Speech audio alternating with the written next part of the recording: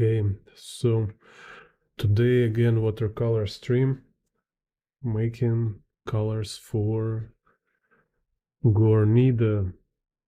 Guarnido.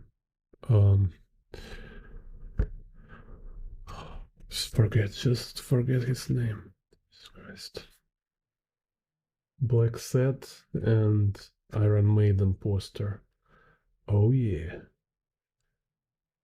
Oh yeah.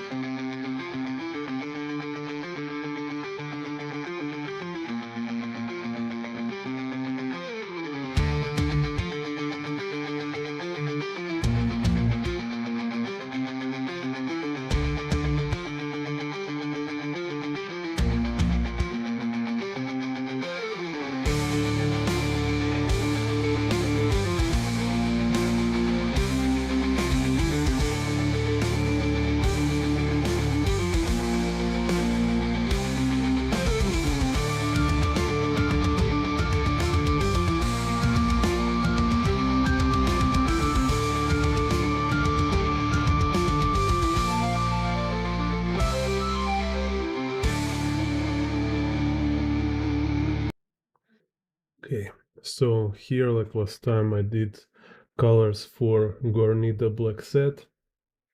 Today we'll use same system, same techniques for coloring Black Set and Guarnido poster of Iron Maiden.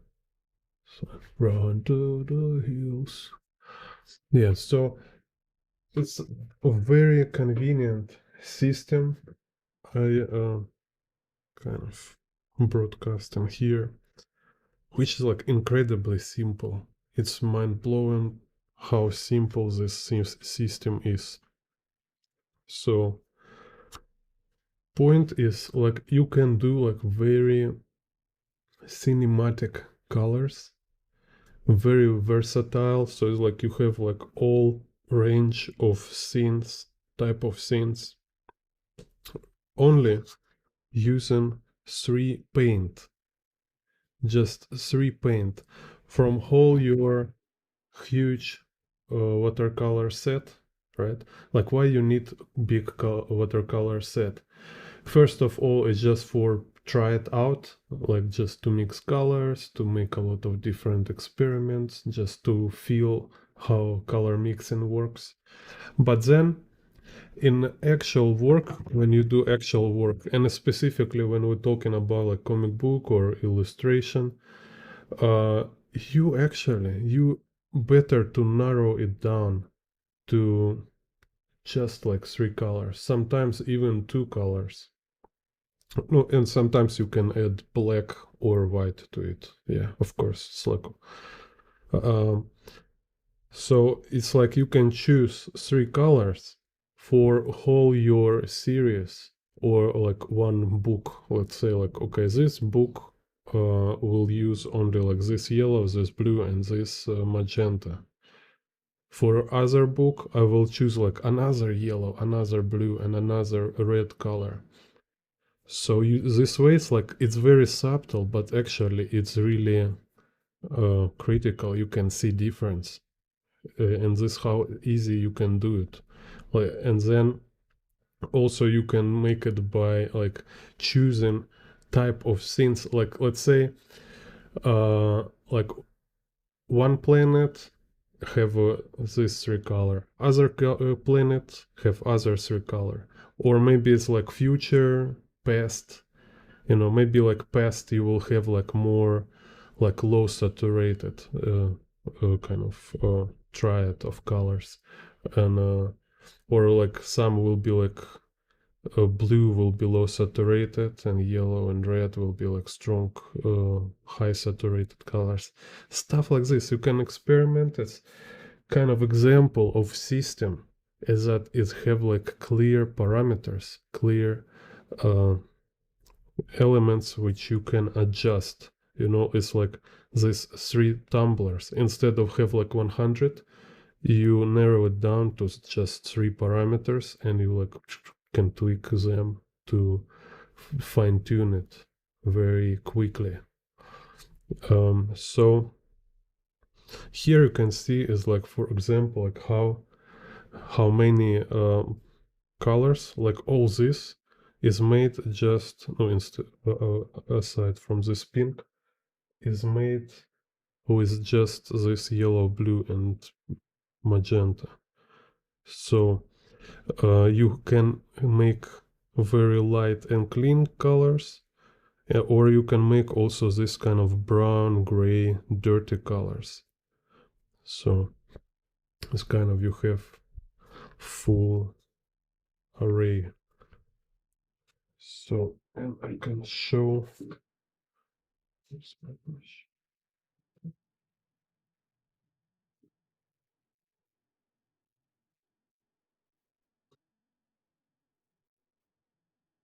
So here, particularly, I'm talking about today. I will use this recolor. It's this yellow.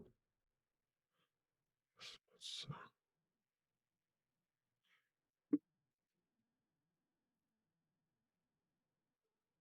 this magenta here.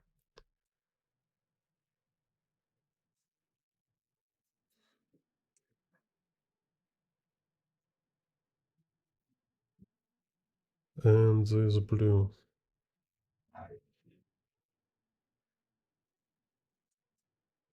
So then you can see. So I just make a mixture with this blue and this yellow. I have this kind of like a grayish. So I cannot make strong green color within this palette. So it's kind of already start to work like limited palette by James Gurney, if you know James Gurney. So then I can make a little more yellow with this blue. So it will be like gray yellow. And if I make more blue, so it will be like this. So I have like three type of gray. It's more blue. So kind of like mixing with this orange yellow, I desaturate in blue. Yeah, so here I have low saturated blue. Oh, wait, this outside of. My God. So here's original, and here three mixtures of blue and yellow. Here's like I try to make it in the middle. Here's more blue, and here's more yellow. Then do same with yellow and magenta. So like little magenta. So,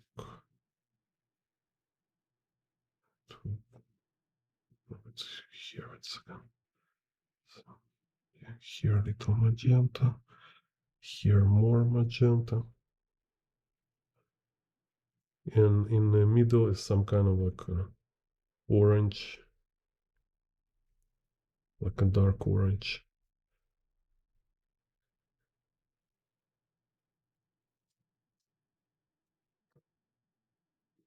No, and here obviously it will be just like a purple blue.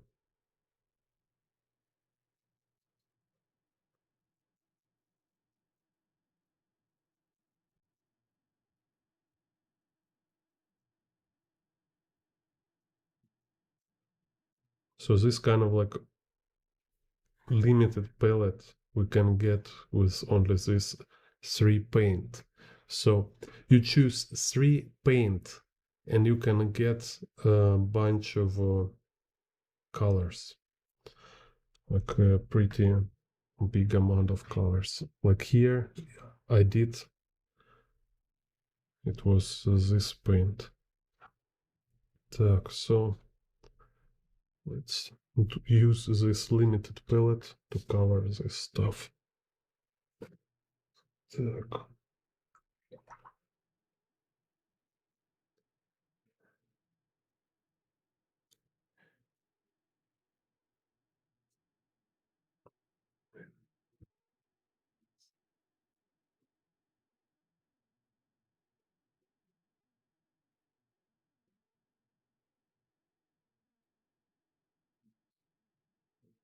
Today's International Day of Art, something like that.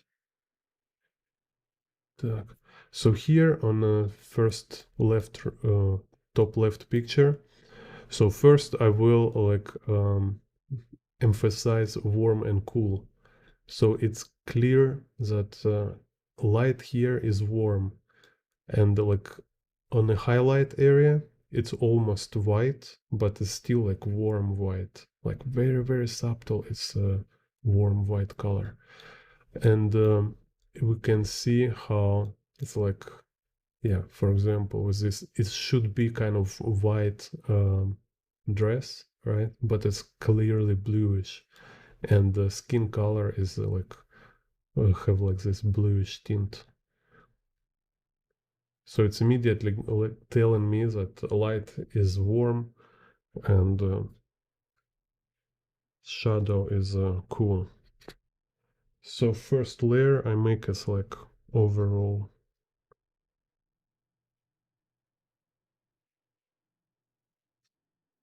yellowish.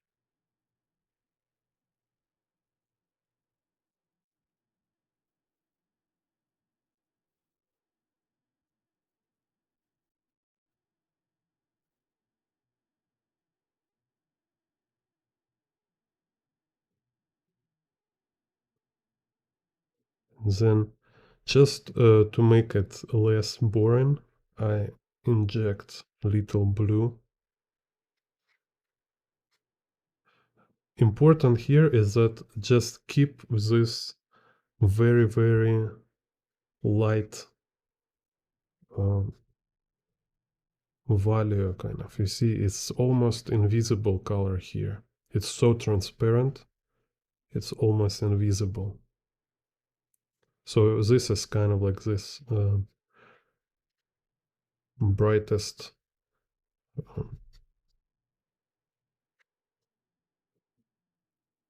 note here.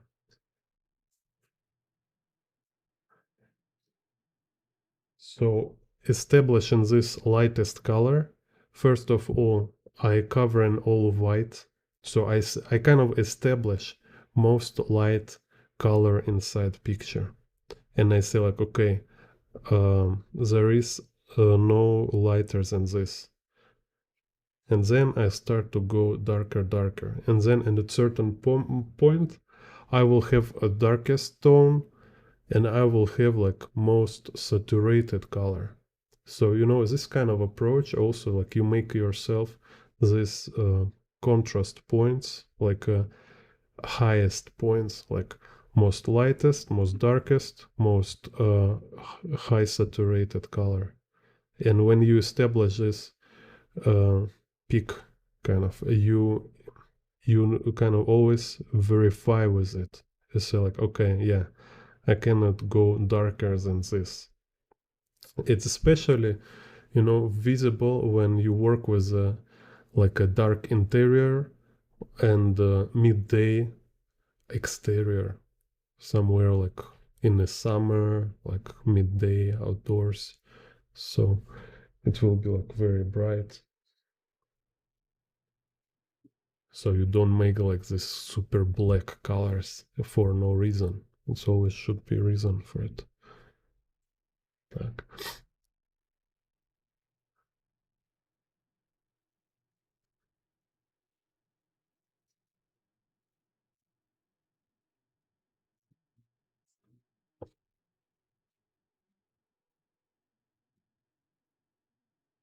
So now while it's still not totally dry, I can inject this soft transition. So, because when it's little wet surface, color will like smoothly like flowing around.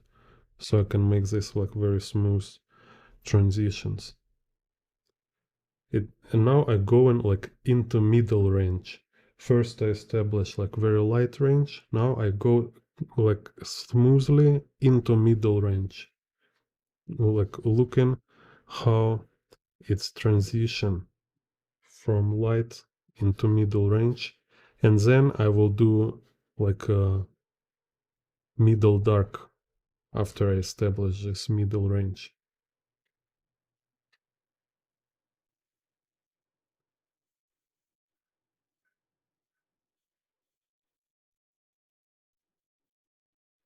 So in here you see what I do is only just me like um finding this mixture of a three paint. Somewhere it's little more blue, somewhere it's little more magenta, or little more yellow.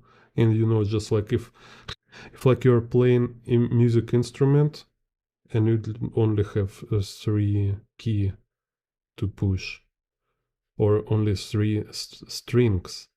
So this way it's just you can be very fast with making decisions, and also mm, yeah, it's less kind of require resources because you don't need to jump on all over your color palette looking for better color.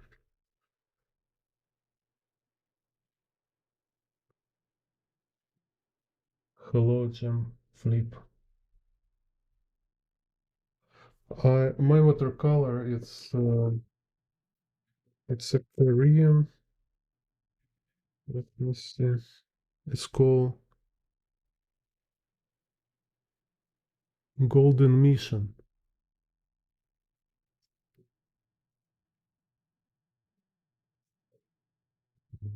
Put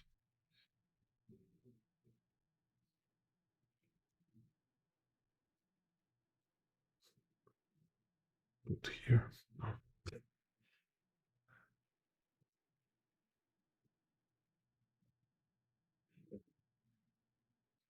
Golden Mission, Korean watercolor. So it requires little practice to feel kind of this level of darkness, because with a lack of experience, you you don't have like this feeling. It might feel like when you make proper tone, you might feel like it's too light or it's too dark. So it's just kind of lack of experience. So you need to practice more, and you will adjust your sense to feel kind of to feel when it's match proper value. Hello, Tom Toro. Thank you for chat.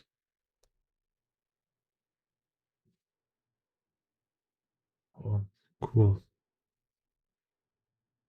You ordered also Korean brand, this, or what kind of paint you order?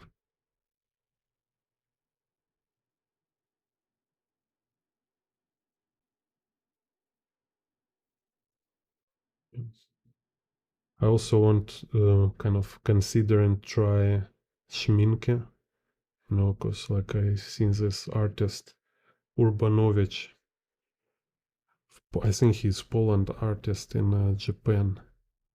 He has this cool watercolors with a Schminke paint. Oh, cool. Yeah, nice. Yeah, this golden. Um, mission, golden mission feels cool. Like very bright, high quality watercolors. Так, so let's see.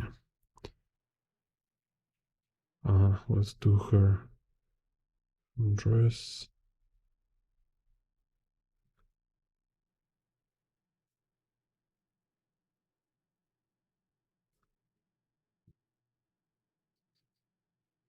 And actually, like originally, Guarnido, I think he used acrylic ink,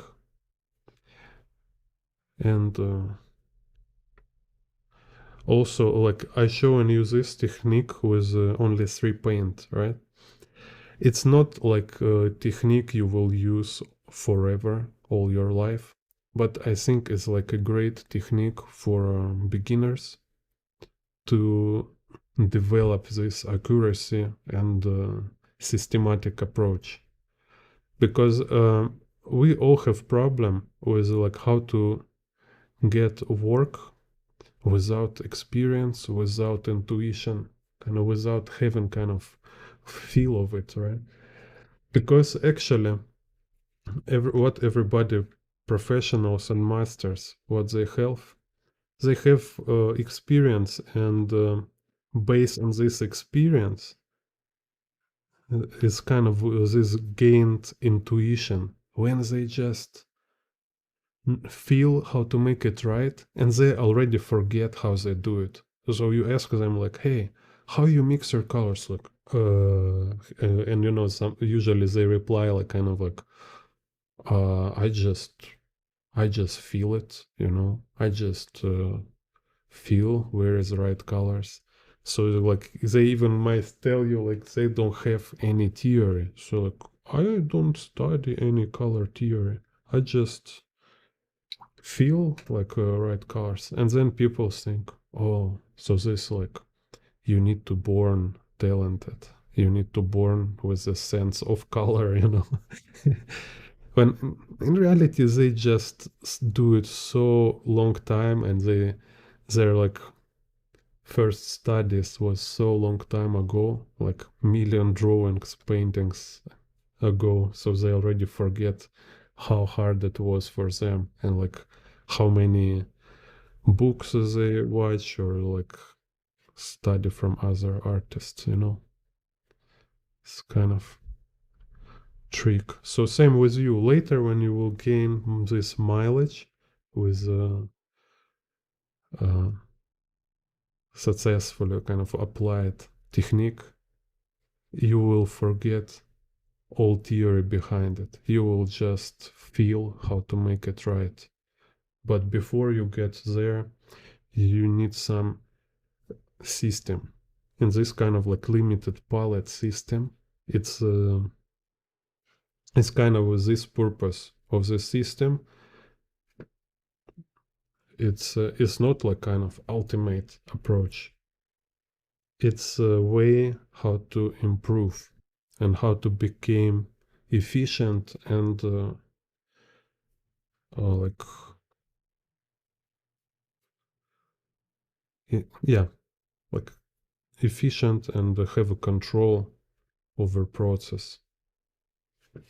So you're not like just randomly rushing around, like kind of hope you will get to desirable result. You know.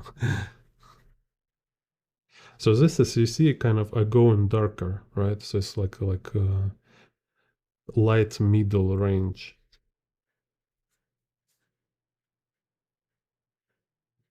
Nice. You see.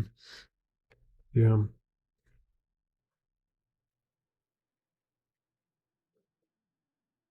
Dark. So then now I go to more dark. So and I look what we have. I can make this like a gray foliage, gray green foliage, which is, you see, it's exactly kind of this grayish green.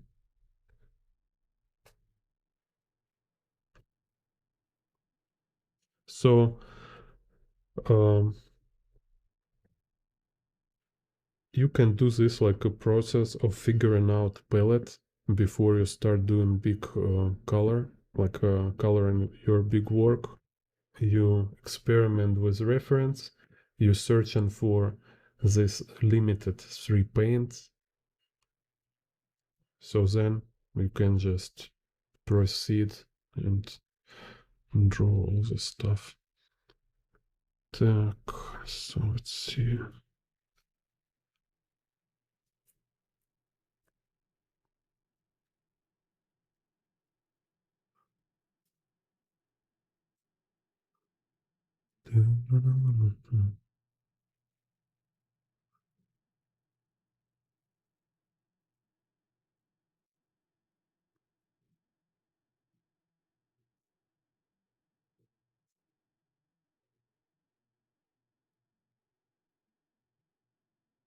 Then again, it look like more colorful on a video. It's interesting. Oh, hello, Daniel.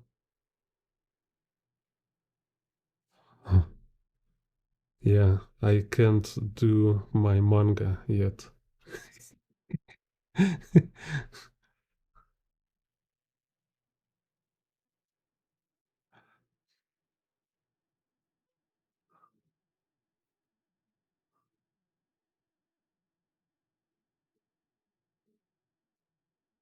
Yeah, but still, yeah, I'm not like a very um kind of expert in coloring actually. So I just when I find something like really useful, so here I share it with you. But when it goes like to all this overall coloring topic, there is a lot of other nuances, you know.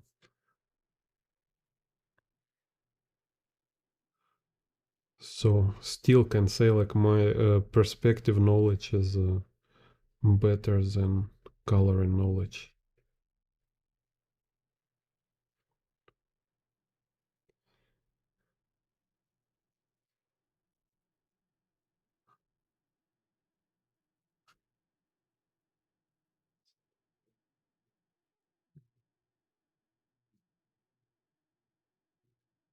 Yeah, and also yeah, kind of in my own outdoor environment sketches, they definitely like on a very high level. That's for sure.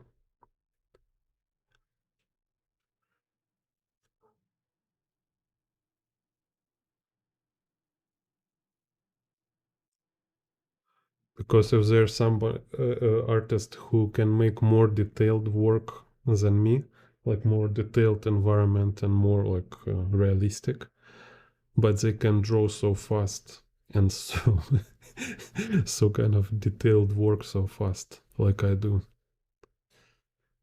and like I kind of like make an illustration outdoors because there's so many nuances. Like you create storytelling, and basically, it's not just sketching what you see. Так, so again now go darker.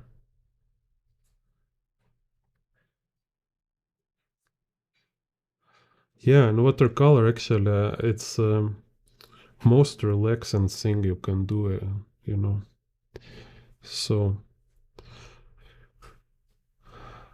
again, like in digitally, you can paint. It's maybe faster, and also you can like paint digitally when you are lying in a bed. You don't need to sit on the table. But watercolor, like it's so smooth and it's so kind of meditative.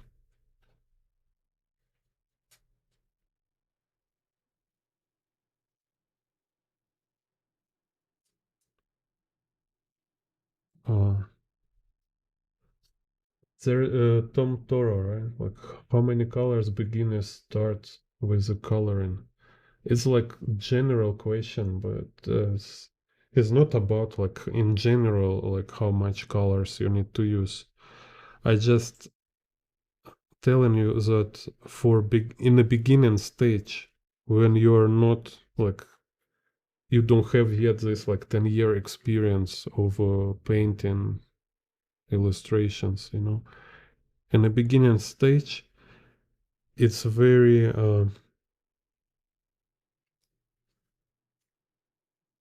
effective to use this limited palette approach. And like I show, so just 3 paint. So it's not like I telling you like you need to start with using this 3 paint. You can use whatever paint you want. It's like you need experiment with everything. You need all this practice, all this experience, right?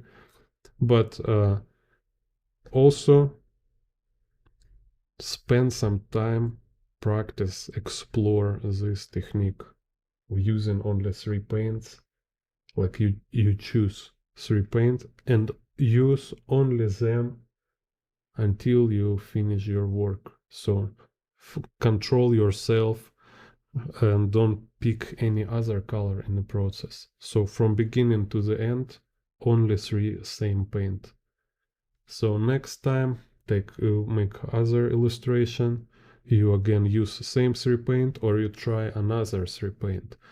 So this way, it's like a science, right? You train yourself to have like clear control over process, so you can also see like very precise outcome. So you can say, so I use this 3 paint, I get all these colors only by this 3 paint. This will change your brain. It will give you this important experience to be like to improve in the coloring process.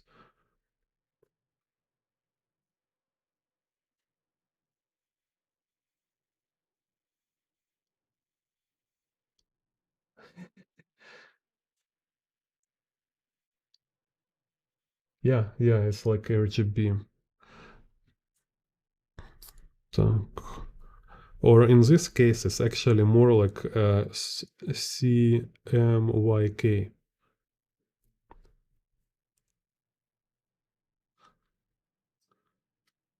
So it's like magenta, blue, and yellow.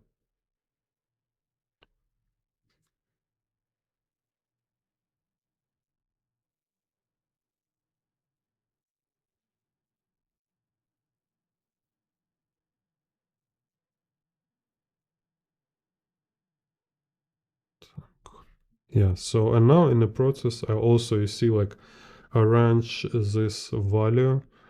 Like I see, okay, this I want to be darker, so we'll make it darker here.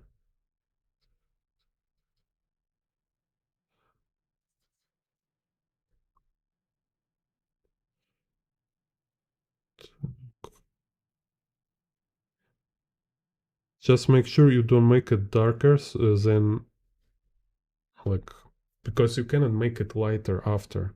So it's okay when you make it too light, then later you can make it little darker in the process. But when you make it super dark from beginning, there will be no way back. You will need to start over with a new paper.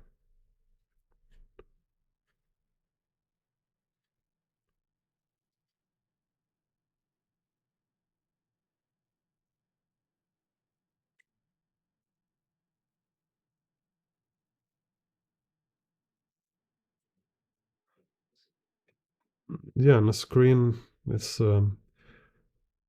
what I have this video tutorial about watercoloring on my Gumroad or for second tier channel members if you make second tier channel member on YouTube.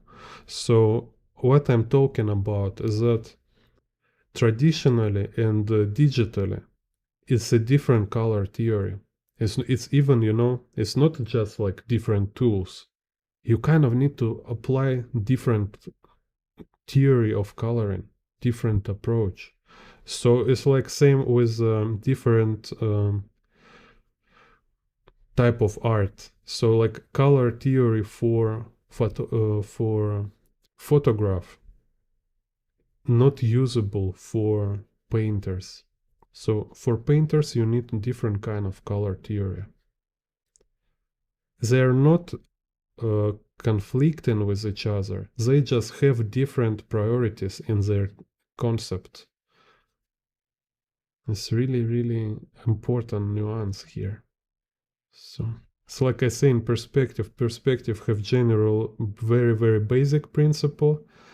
Then when you understand these principles, you go directly to specifics. So it's like how to draw motorcycle in perspective, how to draw interior in perspective. It's already like specific, and you need to learn it uh, independently, kind of just practicing it directly as itself. So there is not like all general perspective theory, which will teach you everything. No, all this general perspective theory, it's too basic.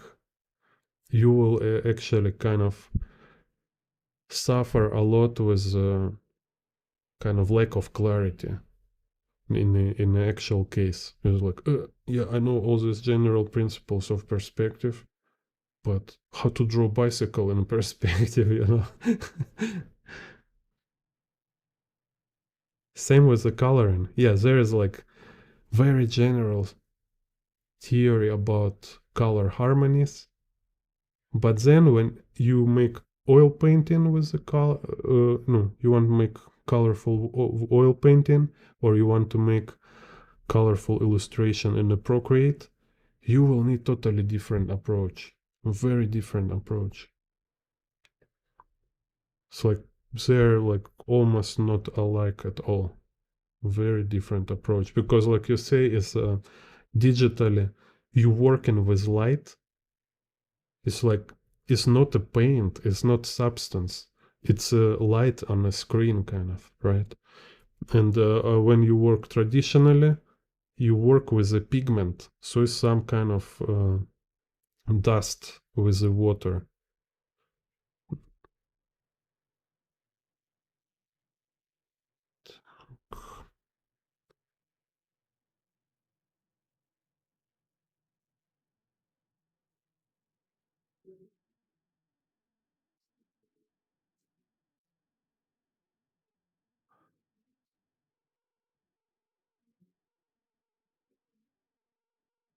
Oh, it's okay.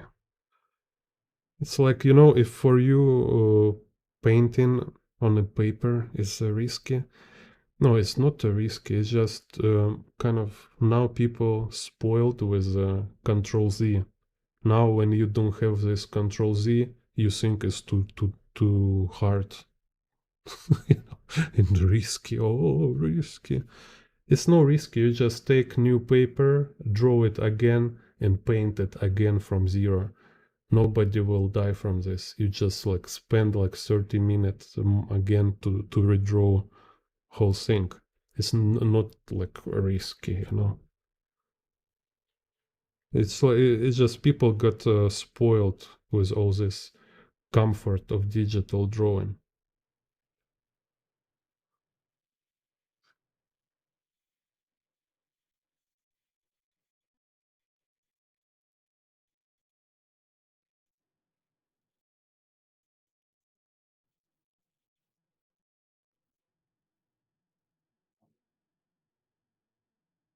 Yeah, yeah, yeah. Me too. Like sometimes, like I draw on a paper, it's like kind of where is Control Z, or like I try like try to zoom, you know, like no, I mean, especially when you like sleep not enough, you're just like, oh, like I need to look closer, and it's like kind of trying to zoom.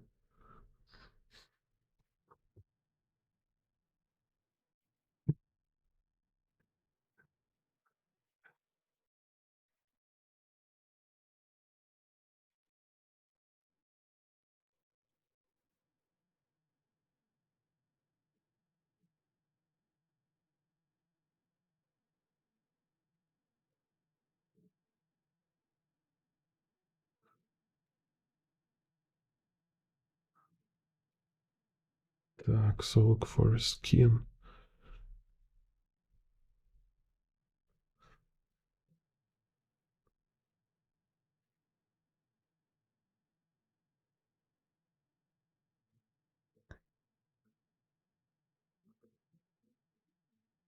It's interesting, kind of on the screen it's look different than on my paper. Was.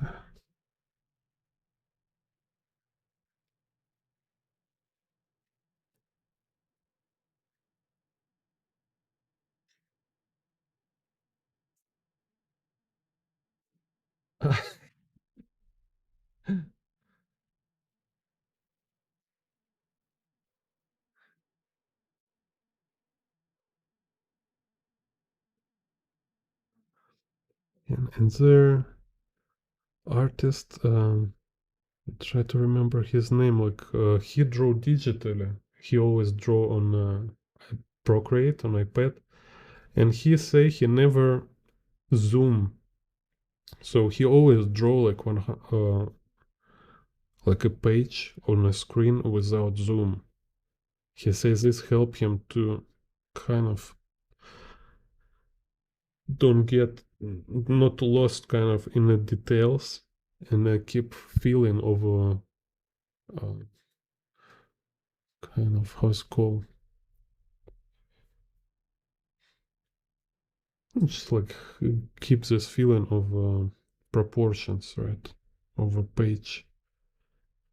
Because like this I also don't like any digital. It's like you start to zoom and then you make too much details, and then you zoom out and you look like these details there like look like a mess.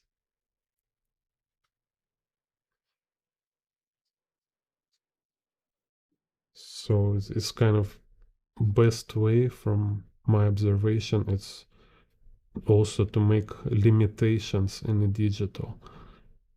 It's like without limitation you cannot be creative. You should make some. So like here, like limited palette or avoid Control Z, something like this. Okay, so now I mix like darkest color. So and then I will connect middle and darkest. So just like this darkest color, it will give me this peak darkness. Так.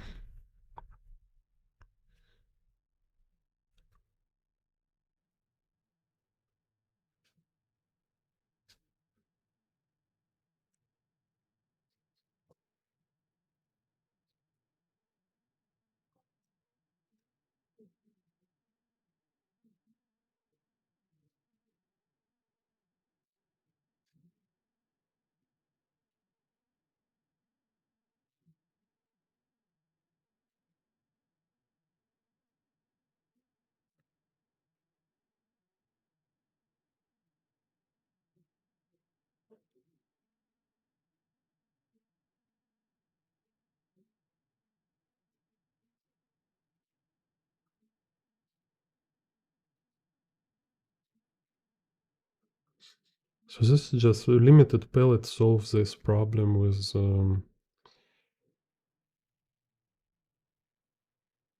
color harmony. When you struggle to harmonize colors, and also it's like, or you make them too dull, or they all kind of jumping around without any unity.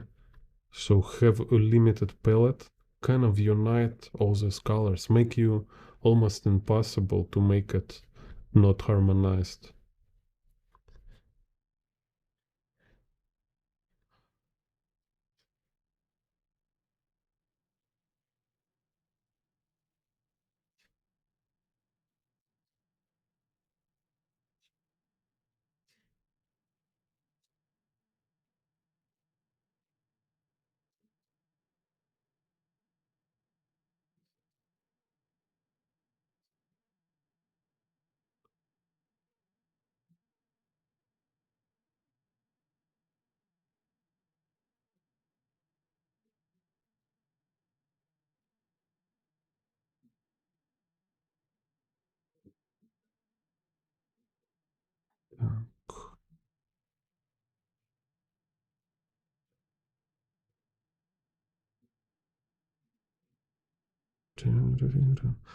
Yeah, and also I was looking for a limited and kind of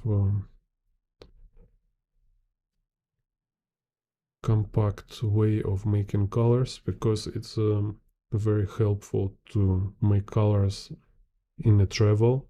I can just prepare for myself set of 3 paint I will use outdoors, so I don't need to carry all this 40 color set with me. And I can prepare, like bright palette and some like maybe like a night palette, day palette, summer palette, winter palette.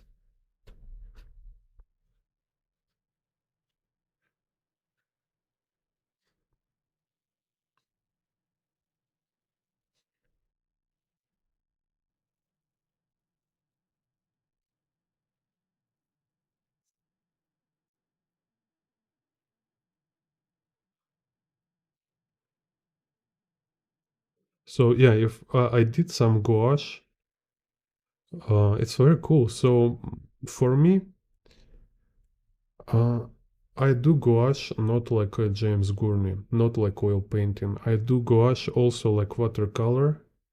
Plus, in the end, kind of when I finish with this kind of stage, I can make some kind of opaque nuances with the white gouache.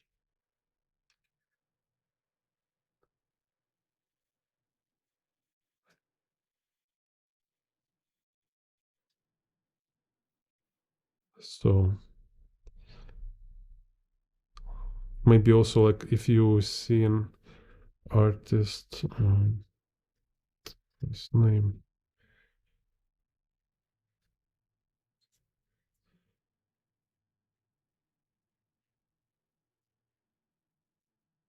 I forget his name. Later will remember. Steve Houston. I think Steve Houston. He also make gouache, and he do it like this. Like it's very like transparent, and then add some opaque in the end.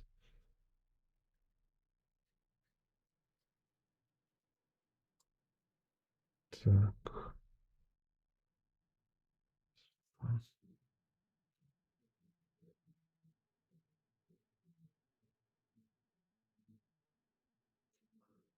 I tried watercolor pencils just for experiment. Yeah, you can adjust for them. You can like learn how to make them right. I just don't have this interest in watercolor pencils.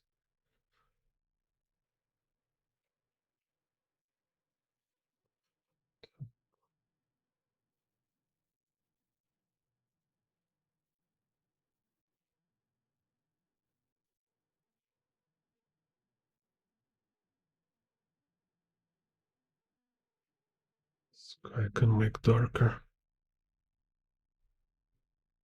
Yeah, let's make sky darker and more warm.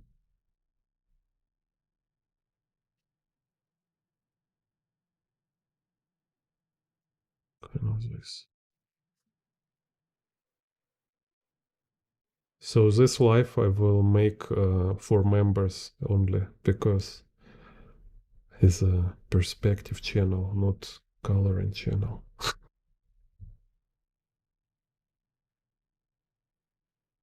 People will start to complain, so like, hey, where's your perspective tutorials? Why are you making watercolors?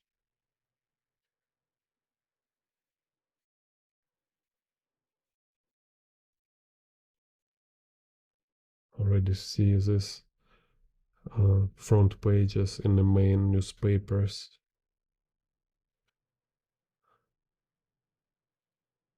screaming about like a greatest perspective channel. Turns out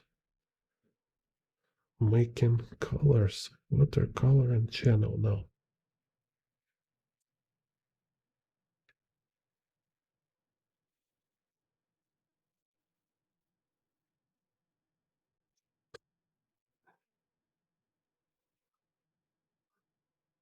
Так.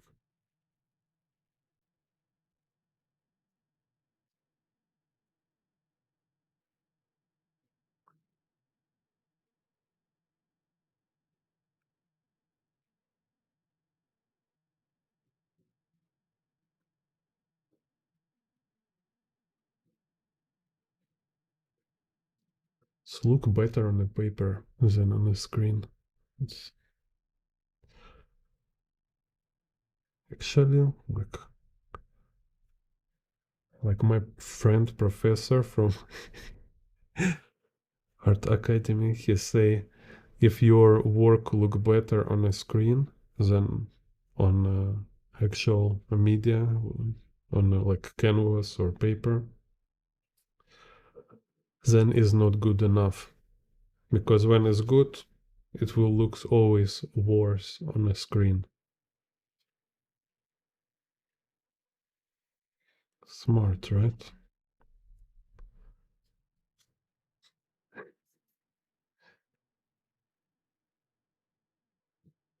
Yeah, still can make it darker.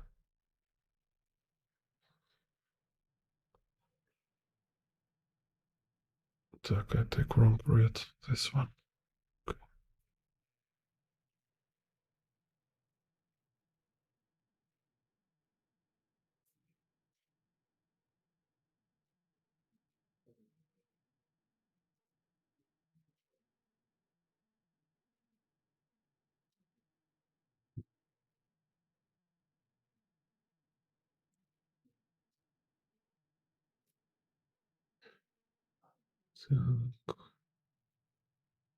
So this Friday, or in the USA, it will be Thursday. I will have a guest illustrator. Oh no, animator guest. So he work in Disney, like actual professional animator, and he have a very professional perspective, illustrations and animation background with a pro level perspective. So this Thursday, I will make today. I will make announce.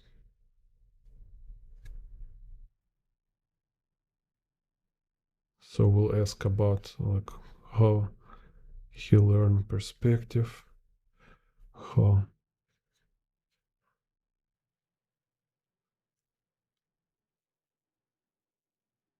it is to be animator. Yeah, we'll also write your questions if you have like for actual professional animator.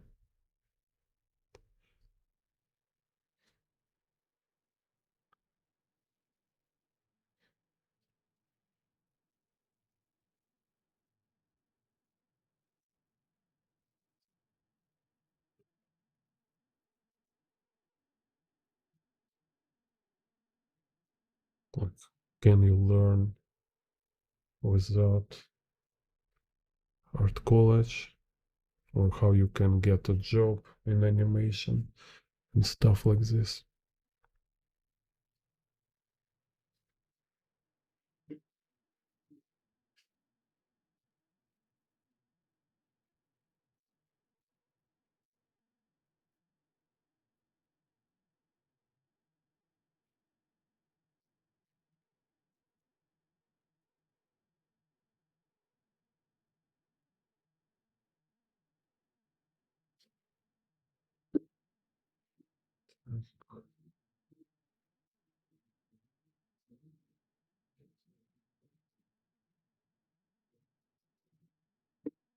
Mm.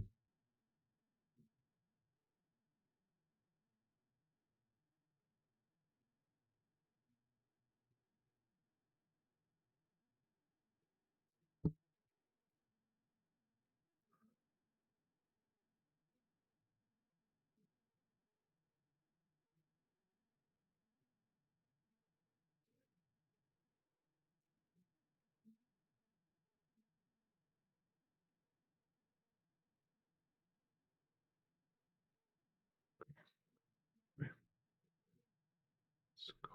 Here.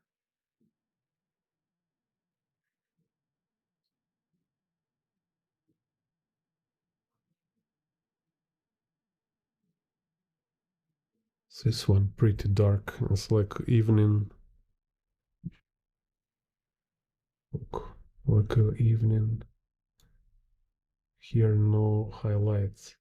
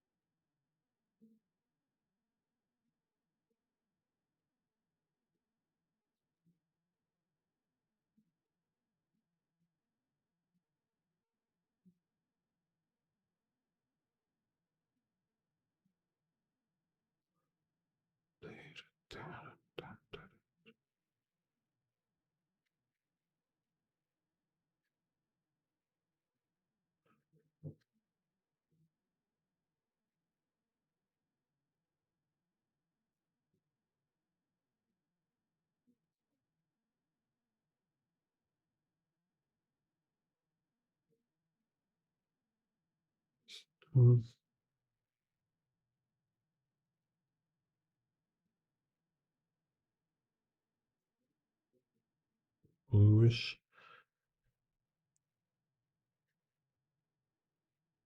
So like I say, it's if I see one color became too dominated, I inject other two colors or some other color. Like it's very convenient when it's so few colors in your paints. Yeah, more correct say few paints in the process.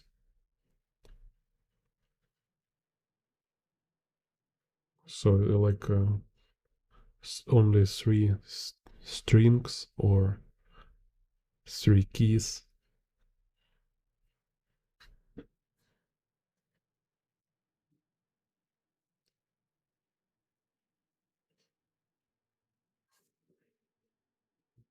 Make darker here. Already see it's too colorful, too bright. Yeah, I exhibit a lot. I have like many, like more than 10 personal exhibitions and like workshops, some group exhibitions. I work with museums, not with commercial galleries. Because I kind of like I don't know how to work with commercial galleries. Kind of we don't match yet. All galleries I met, they work kind of with contemporary art, or maybe they have already their artists, so it's just no free slots for new artists.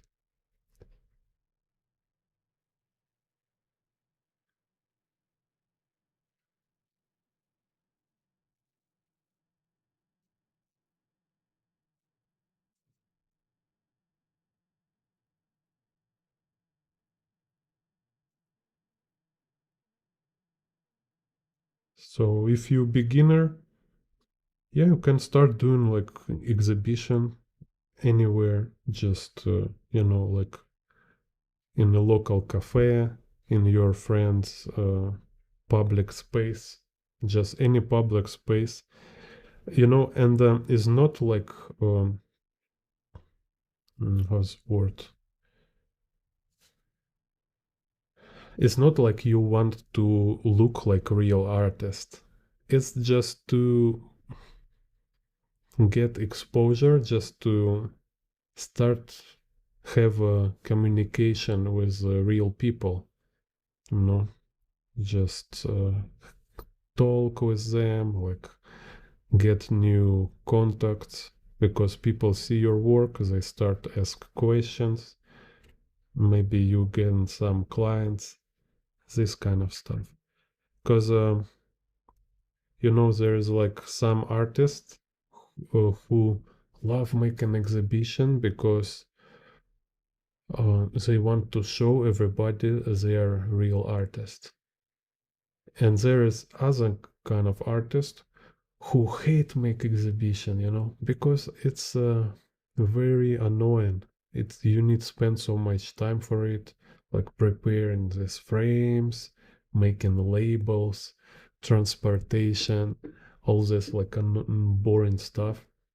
And you might not sell anything, like you not always sell your works on exhibitions. So it's just like a lot of work and it's very boring. Like I rather will draw than prepare exhibition, But I do it because it's a way to communicate and connect with the people.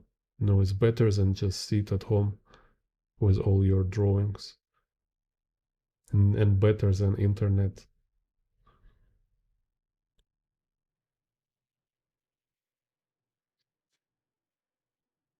It's called a vanity exhibition, vanity art exhibitions. When artists they just make exhibitions to kind of convince themselves they're real artists. It's like, look, I have exhibition, kind of stuff.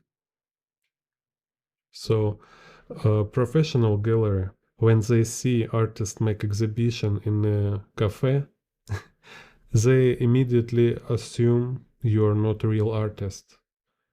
They already put label on you like you're um, this kind of vanity artist who not good enough to work with a gallery, So kind of keep it in mind too. Like you can start with a gallery. It can be your first exhibition with a gallery. This actually will be better than make exhibitions everywhere. So just look yourself. There is books, there is videos, interview talking about this.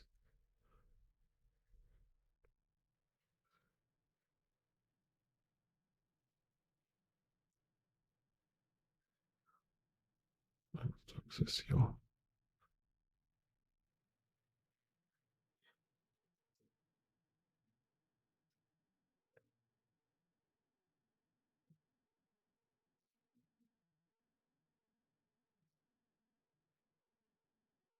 Yeah, maybe I need to make like a video. We'll make video who I am. It's like, who is Jim Bond?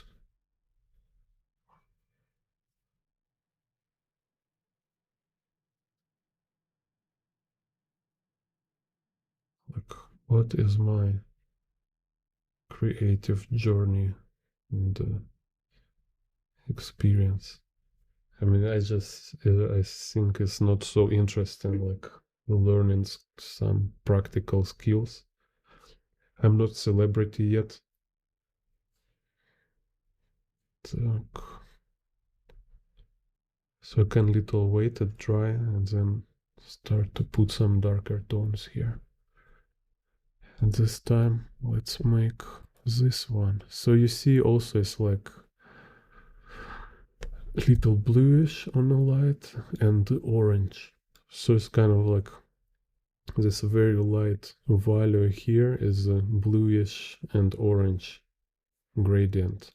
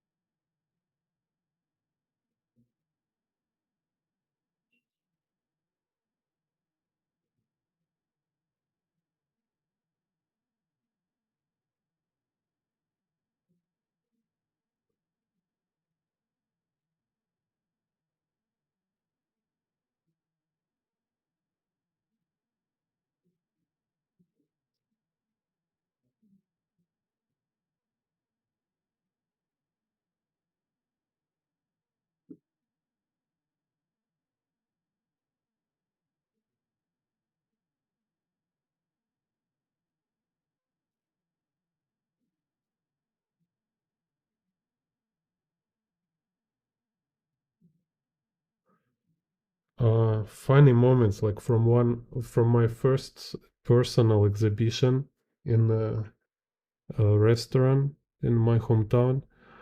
Uh, so it's just like I met one guy. Like I had one friend in my hometown. He's kind of very interesting. He's a musician, and it's like everybody. So if you walk in the street, there's like uh, naturally gather crowd. So if he stay in one place, like if people just stopping near him and like, hey, how are you? How are you? How are you? And like after 20 minutes, there's like 20 people, kind of this. I was like very communicable guy. So and he kind of like also know a lot of mafia. I don't know. So it's kind of like mm, being his friend. I realize like half of my hometown in Russia is people in the mafia. It's just kind of Russian mafia how it works. It's just like you never know. Most of them is in the in the gangs or in the mafia. So and he say like, hey, maybe we can make like exhibition, or it's I propose. Maybe I propose. I say like just like maybe I can hang some my works in your restaurant. So they're being like he perform making his music concerts and. I just put some my works, so he was also talk to other people, like introduce me, this kind of stuff.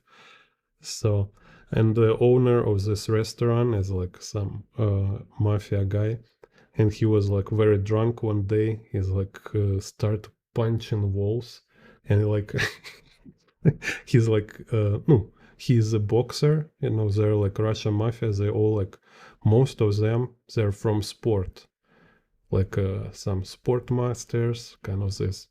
So he like hit wall and make hole in the wall, and he just take a one. Oh, it's like, oh, oh, I'm so glad today is a gene exhibition, so we can like cover this hole in the wall with his drawing.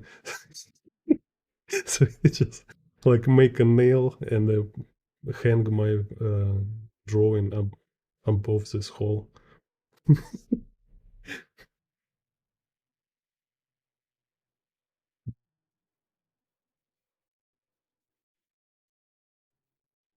So it's kind of also, you know, how you can sell your works. You can say like, hey, you can cover holes in your house.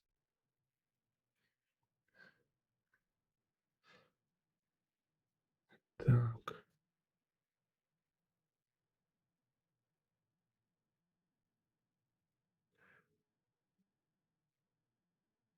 And also like two pictures have been stolen, like somebody just took them. It's also was my experience. Like I'm still kind of like I don't have insurance for my like works when I make exhibition. It's like really insurance, like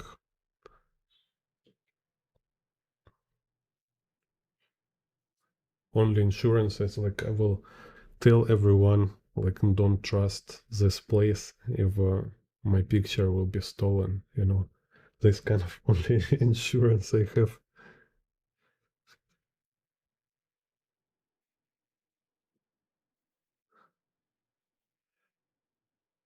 Так. Yeah, but if you, of course, when you became like kind of like in the art market, so you really sell like regularly your originals with a high price. Yeah, then it's kind of became this thing with insurance and stuff. It's kind of it's another level which is like so sophisticated and so far from my interest. So like this is agency and gallery problems, not artist. You know, think about all this insurance and stuff.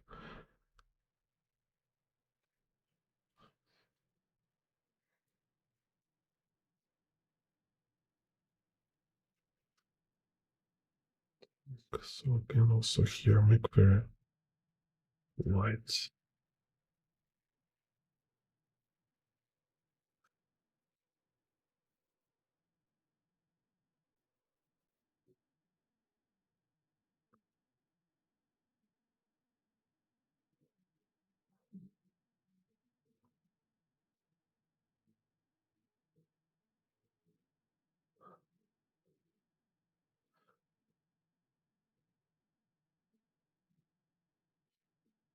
So I actually like think about making comic book about like my story, like how I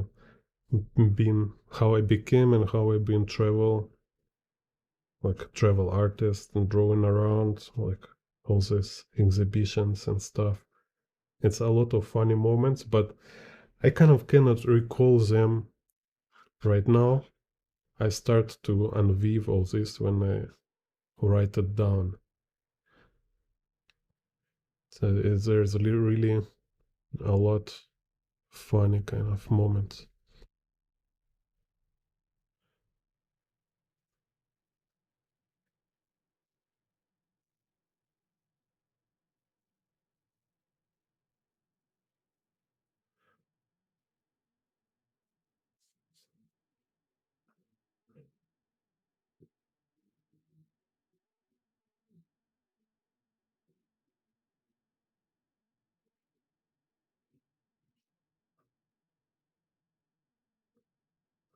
Yeah, there's also funny this restaurant.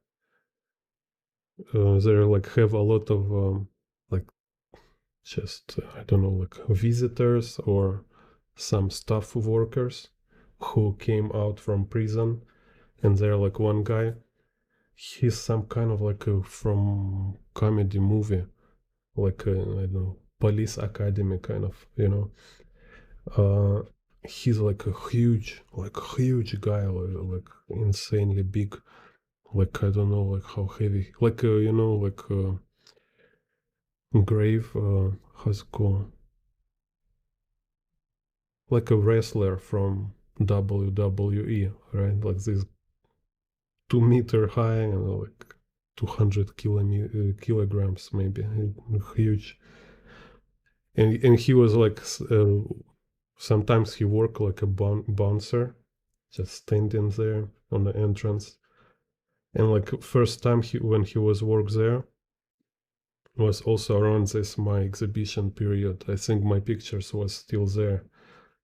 He's kind of like, he's standing there, so like, oh my god, I'm so nervous. The boss asked me to be a bouncer tonight, so I'm so nervous. Like, and he like need to write or check names on the entrance, and he keep breaking pencils.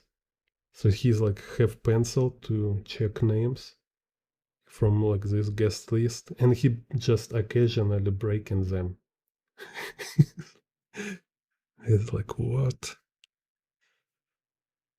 So and he's like, this guy looks so crazy. Like he been like in the prison many time, and like when he went to prison, it's like he went to kind of children camp for a vacation. He doesn't feel like any threat from it. He's like, oh, okay, going to prison again.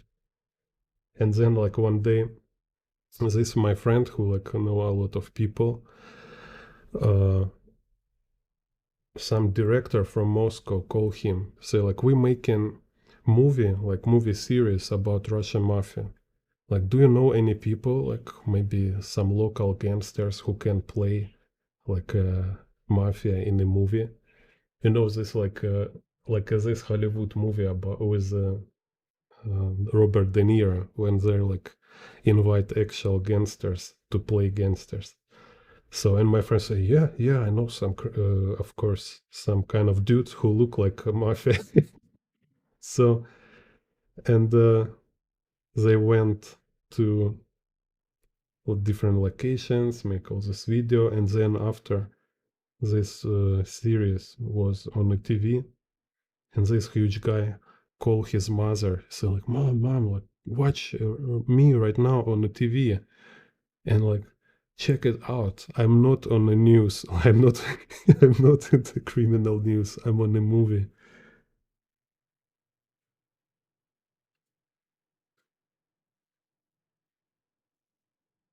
So it's kind of real life Sopranos.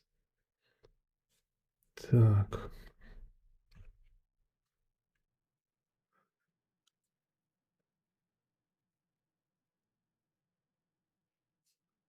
So back to this one. It's already a little dry.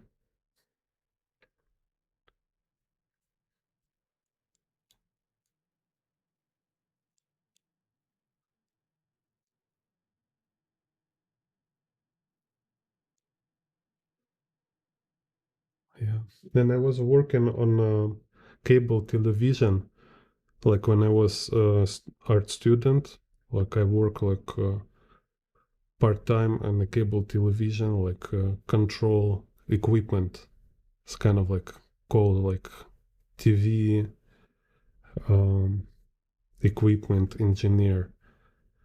And my colleague we just like sit and talk about stuff, and he's like occasionally like telling me how he been in a prison. It's like, what?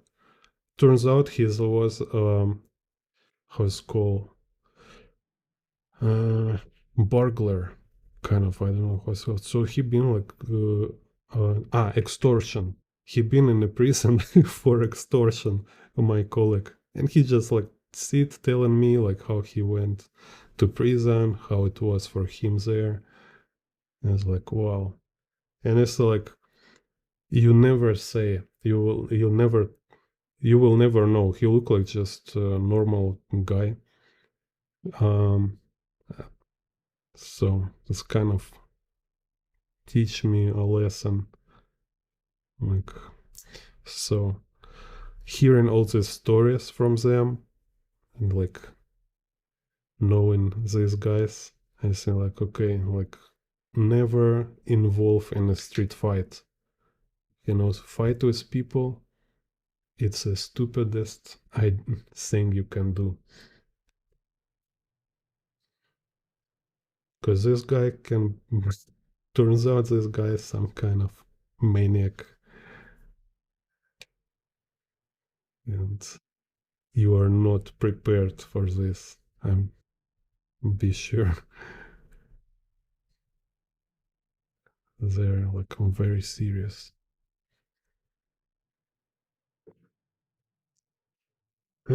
So when I see this kind of YouTube videos, some people fighting for no reason, no, it's always stupid people for sure. It's like your health and brain more important.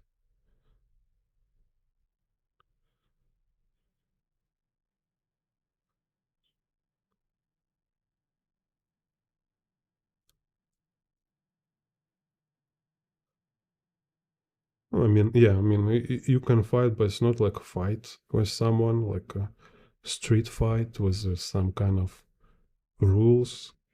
No, it will be like fight for your life or for your friends, for your family, you know. You're not fighting like to prove you're a good fighter in the street. Oh, it's like the dumbest thing in the world to to think about it this way.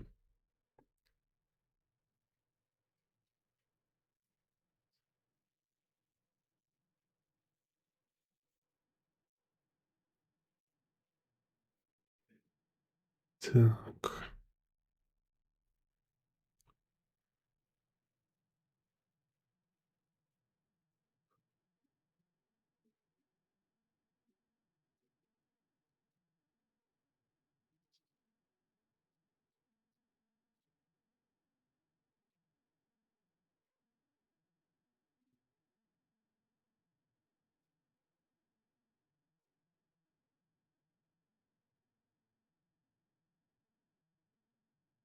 So let's make this super dark here.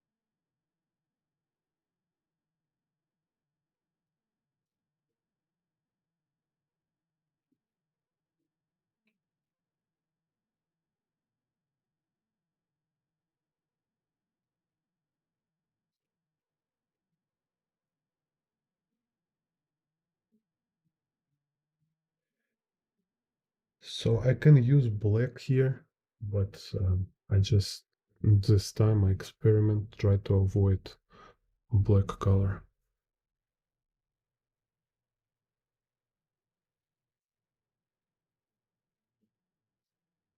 Uh, no, some of them can do art. You know, it's like there is always there's always kind of range, you know, not so direct correlation kind of. Like my teacher, uh, he's like a renowned artist, and also he's a, I think he's like box sport master. He's like sport master in boxing or candidate, something like this. And there's like funny story, like when we was going to summer practice, we just go to my hometown old streets, and old streets with, you know, this like amazing architecture. There is a living like, I don't know, like more most harsh conditions of life. because corrupted government want people to leave, quit kind of these places, so they can replace these old buildings with maybe like skyscrapers or some mall, So they purposefully um, make these places to be hard to live, like low quality life, kind of there, squeezing kind of people from there. So we kind of go there to this like criminal, little not very safe area. My art class was our teacher, and there's like two guys like how's it called, like a gang kind of. They're not so dangerous like these gangs in Venezuela, they don't have guns, they just like to fight with the people, this kind of like a bullies. And they're like, oh cool, look at this group of artists, you are real artists. They like start to joking us like, hey, cool, it's so nice. And kind of like, I know they want to take money from us, just like, hey, maybe you have some money, like, just let's be friends, give me some money. And they're like, they turn to our teacher, it's like, oh, it's your teacher. And he puts hand on my teacher's shoulder, just like kind of grab him.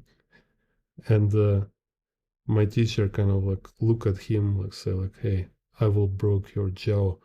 He's like, oh, sorry, no problem, no problem. And they just walk away.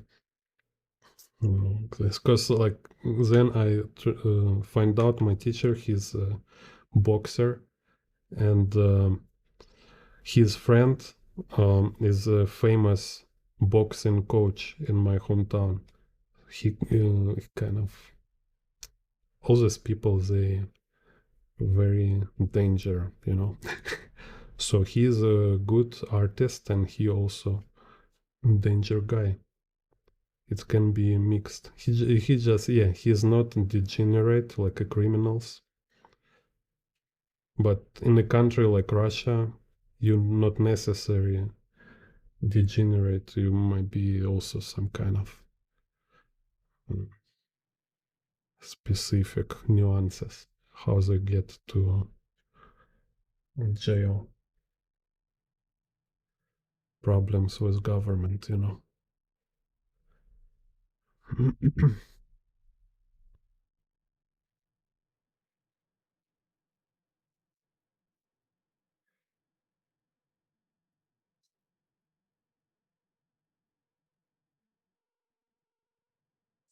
Yeah, and actually I'm interesting, like maybe I believe it's possible if some kind of not totally deranged criminals, they can be more like socialized through art, make some, I don't know, woodwork.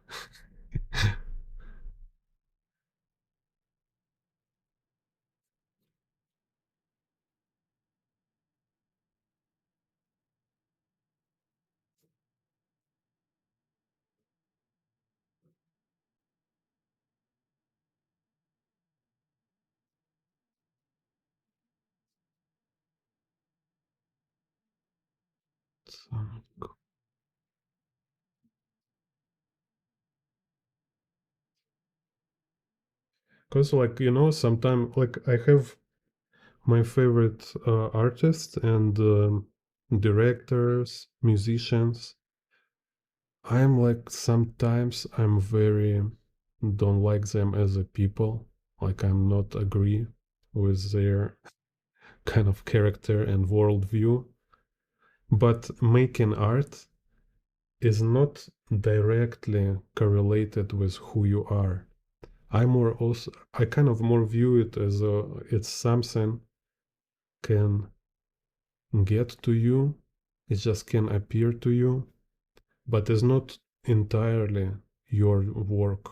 It's not like you make like a beautiful artwork, not because you're a wonderful person, just because for some reason, somehow, this image gets through you, like being born, kind of,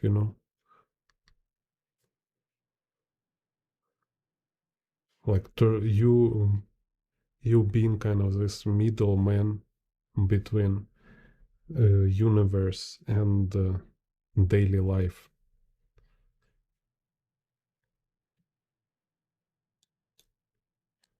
Так,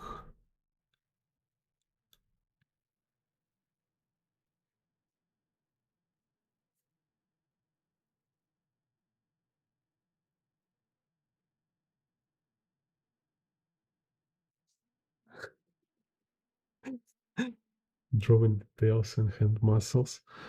No, you've seen boxers? They're not like huge people. It's not like wrestlers. No, I mean, okay, like if people not handicapped, then there is no problem with physiology. So all you need is eyes and hands. Like how much muscle you have, all this, you fine tune in the process and you adjust. So like this huge guy, eventually he will manage how to not break pencils, and he will like draw like very nuanced artworks. Just depends on how much time he will dedicate.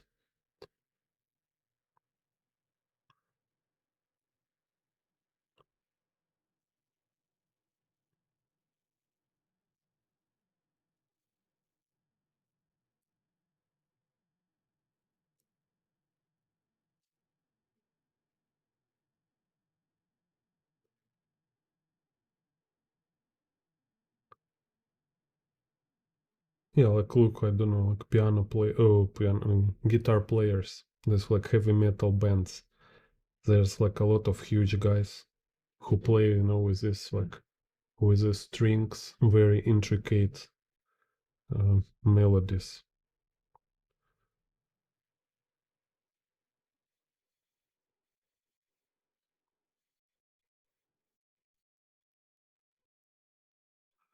Only like yeah, it's getting hit into head, like have all these brain injuries doesn't help. That's for sure. So it's make like memory worse, some kind of problem with memory, problem, all sort of uh, drawbacks. Kind of, you never know what will happen. Eventually, you can be like uh, Cassius Clay, as Muhammad Ali. Just Parkinson kind of. So shaking and stuff. So don't hit your brain. That's for sure. But if it's already been done, it doesn't mean you cannot do art. There is no like minimum requirements or something.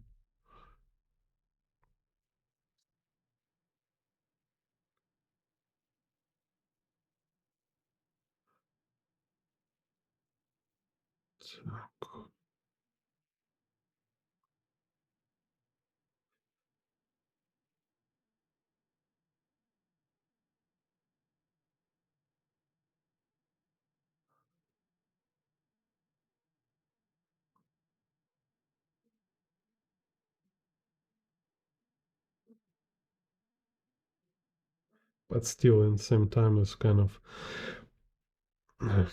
all this like sometimes vulnerability also exaggerated in our time. Is like all this uh, cautious, over exaggerated. Like I had like also I've been on kickboxing uh, classes and coach, this kickboxer coach, he say he was like about 2 year ago, two year prior to this moment I met him. Doctor tell him he have like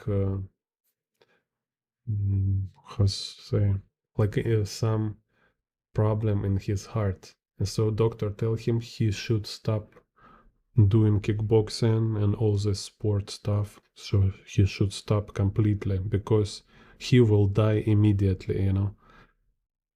So this what his doctor tell him, like very, very clearly. Say like if you keep doing sport, you will die. That's it. So and he say he went home, he go home, so like if like he have nothing to do aside from sport. So he say like, okay, I will keep coaching, I will keep doing my favorite stuff, even if I risk my life. So he went to sport. He's still alive. He's still alive. He keep doing it. He keep training. He keep coaching. And this happen a lot. So you can say like never listen doctors, but in same time they're like so ridiculously annoying, like with their kind of cautious, like oh, if you don't take these pills, like you will die and stuff like that.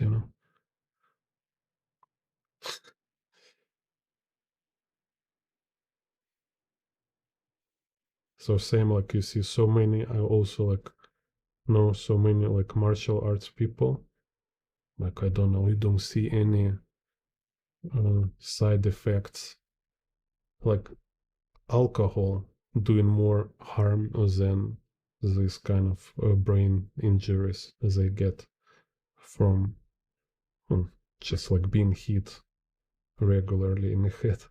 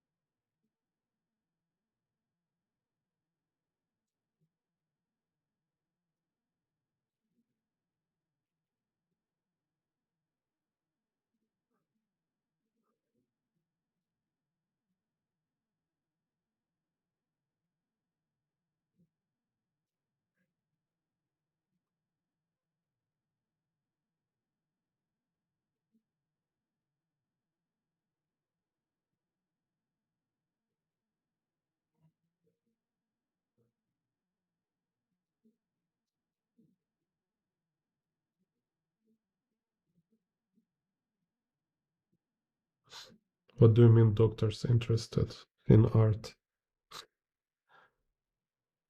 Not sure what you mean.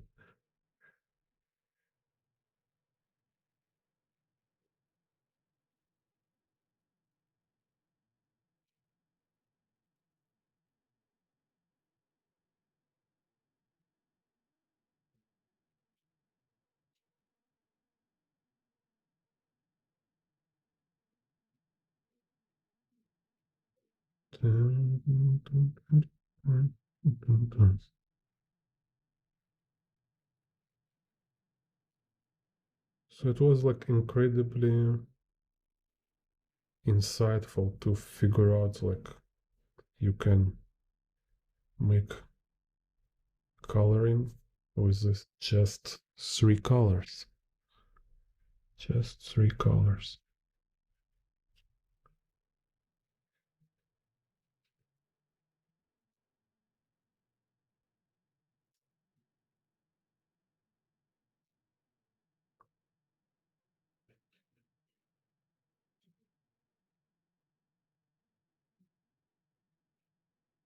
Ah, I don't know. Probably they hang like gifts in their offices. I don't know if they buy art. Not sure.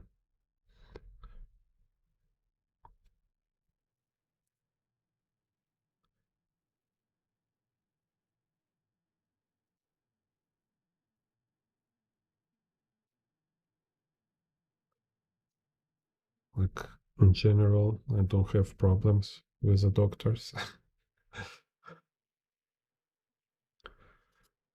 I wish they buy art and hang in their office.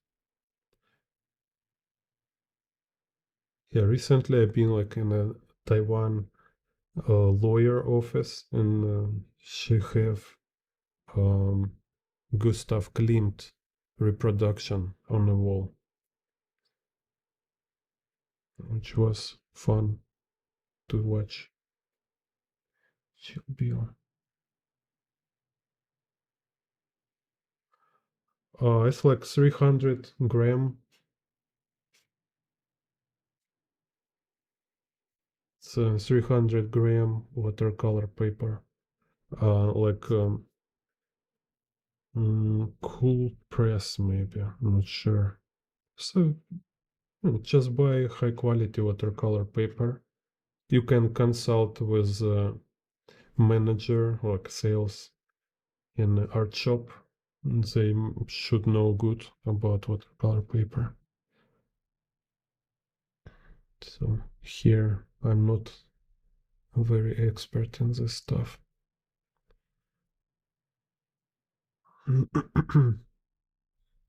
It just should hold water and be durable. Like bad paper, bad low quality paper will like absorb water, and also it's easy to be like deteriorated. So it's like bad quality paper for watercolor. Good one is like holding water on the surface. And there's like it's like slowly drying it out. And you can do many layers without destroying surface of a paper.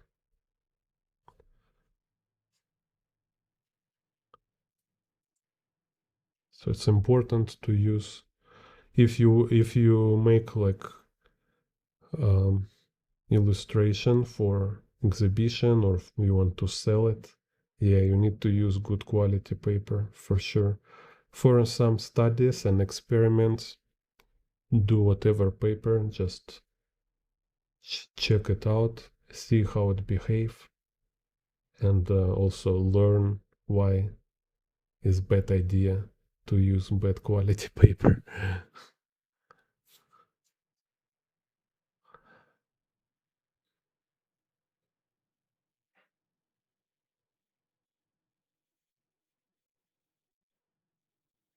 Also, like bad paper, just over time it will change color. It can become yellow. It can be like stains on the paper. Like I have some old works, they now have stains, so I can't sell it now. Or if I will sell, I will tell like, it's kind of uh,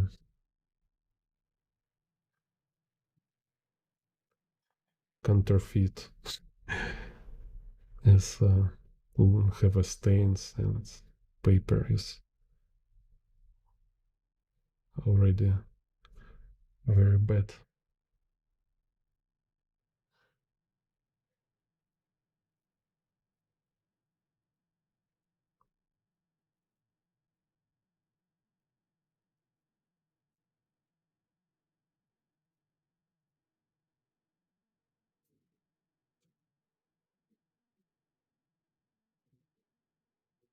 Let's make some heavy metal for this.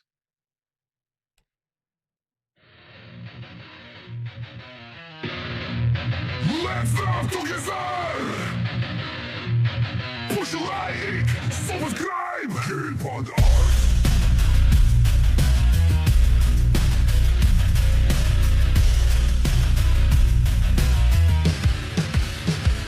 Keep on art. Keep on art. Let's love together! Push like, subscribe, keep on us, keep on us, keep on us. Keep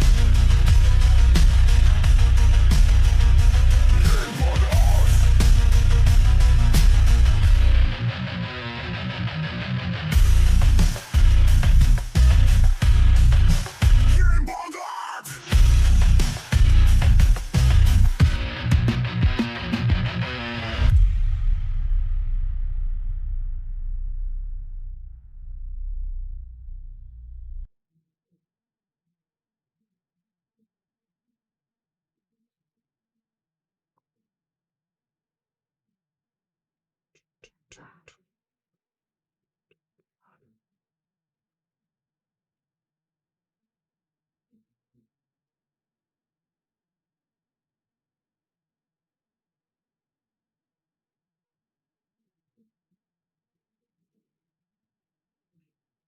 It's curious, like, do you listen heavy metal? Your favorite band?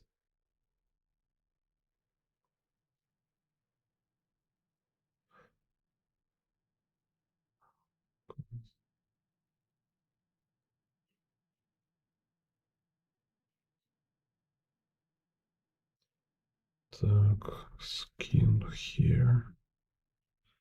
So.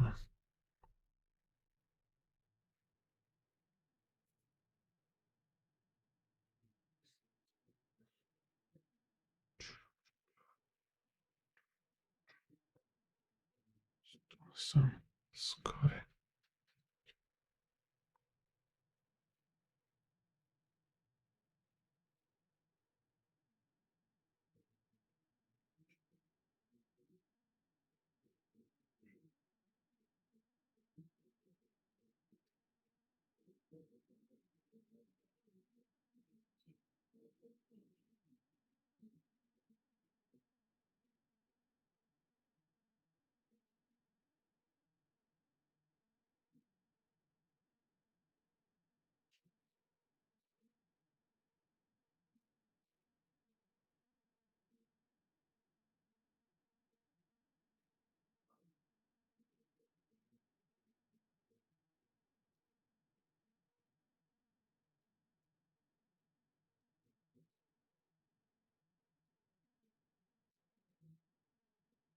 So life is kind of just interesting thing, like one quality of life that is always making, like, being paradoxical.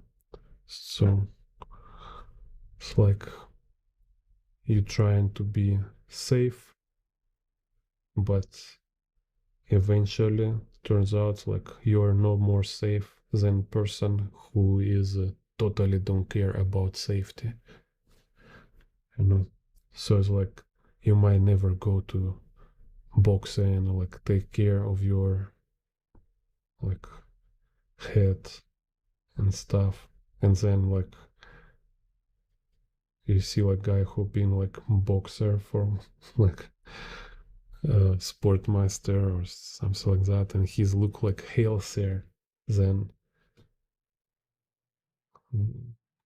this kind of like overcautious uh, super careful guy.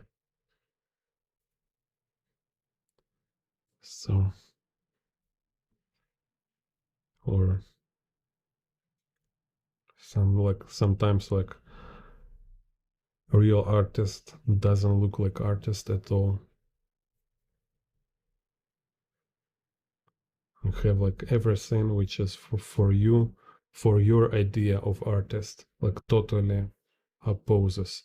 It's like in the movie Amadeus, it was good kind of image of it.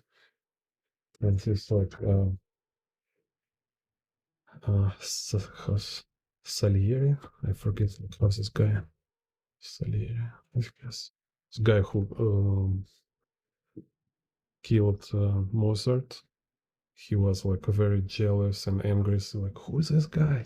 He's ridiculous. He doesn't look like a composer at all. Some clown.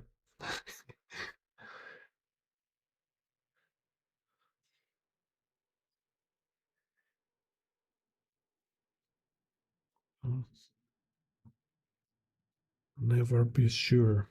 You kind of you figure it out. It's always make surprises.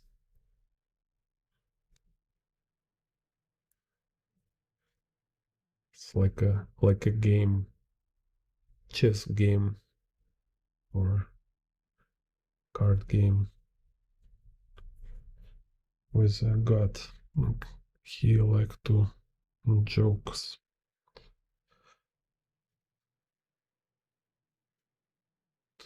So here it's like very saturated fire or explosion.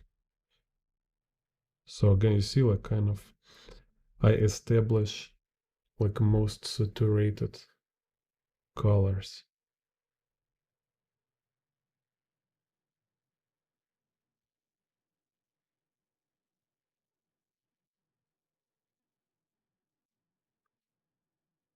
So there's like a clear distinction between like general color set and contrast colors.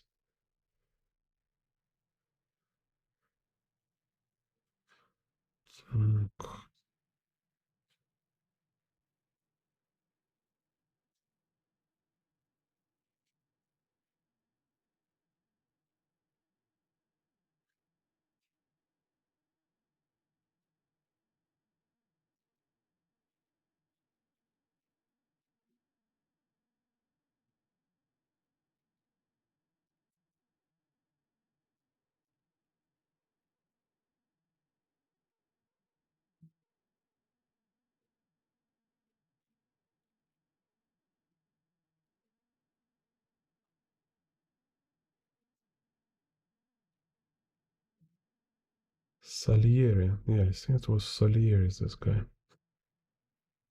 It's like super um, well-known story, but again, sometimes just forget names for no reason.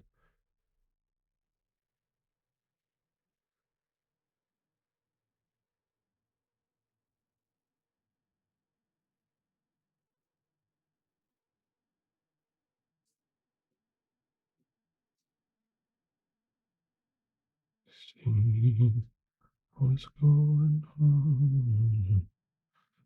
See who pulling strings. See, dum, dum, dum, dum. Dum, dum, dum, dum.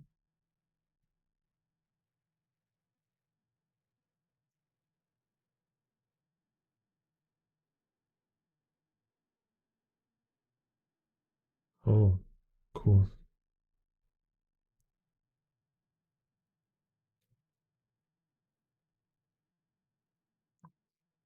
Salieri is a gigachad. That's no. Wait a second. I mean Mozart. Okay, who cares?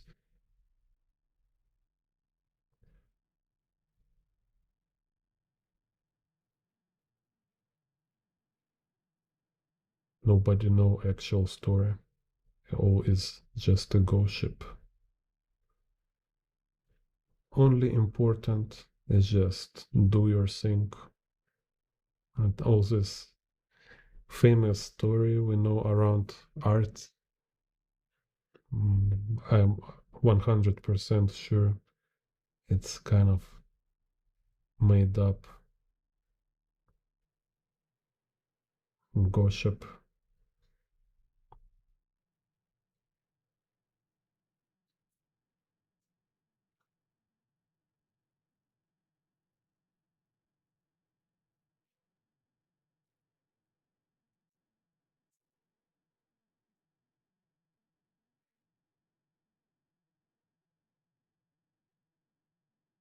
Because like I say, is always this moment in art is that like figure of artist itself is not so important.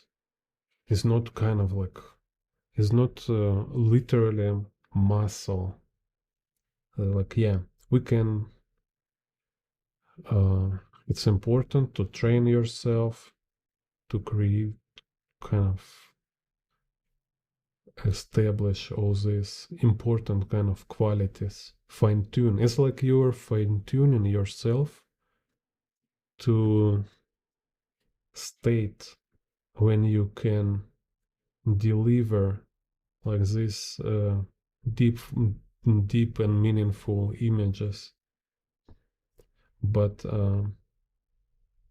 it's always like you only part of it, because like real art for me how I consider it is like when a woman born children, right?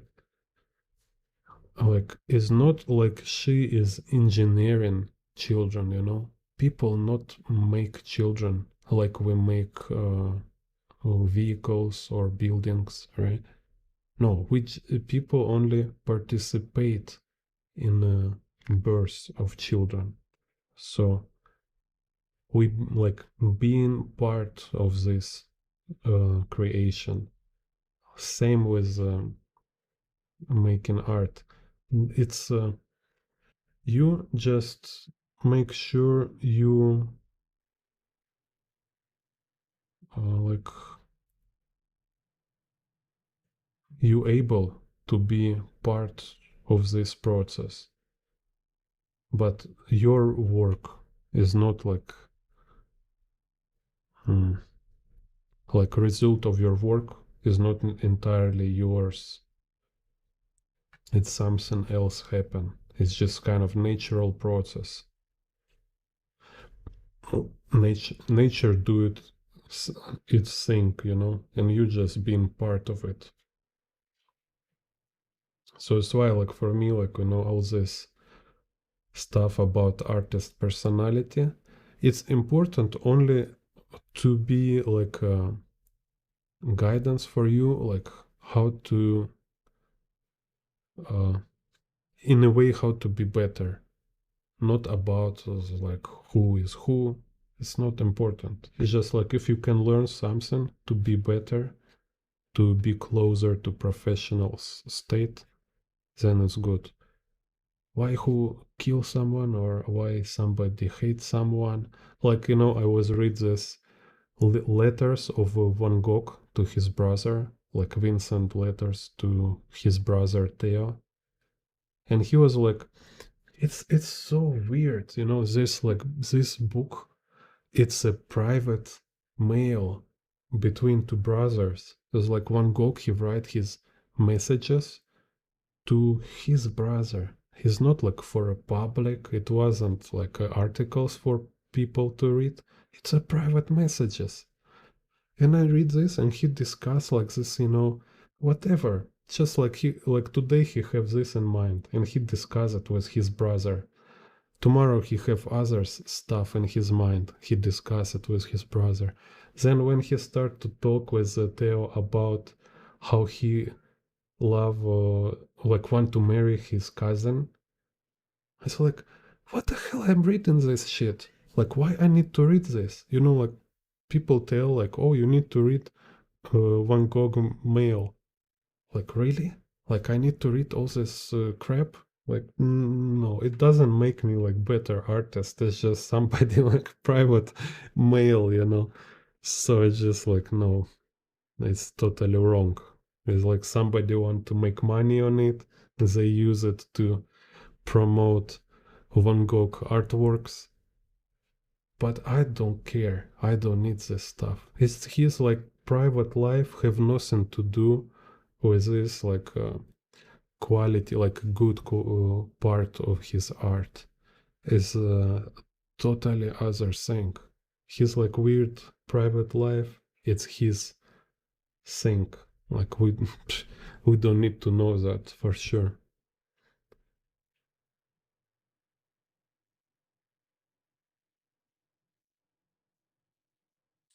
It's kind of weird to get into private life of somebody. Like yeah, maybe he lived like 100 year ago or like 1,000 year ago.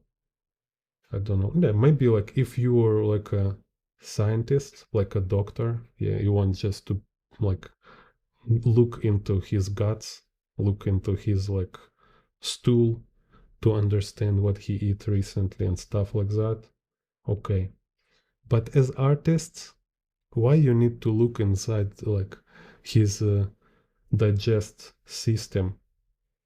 What you will learn from that? Like what food he ate yesterday and stuff like this. No, there's a certain limits. Something is totally not related.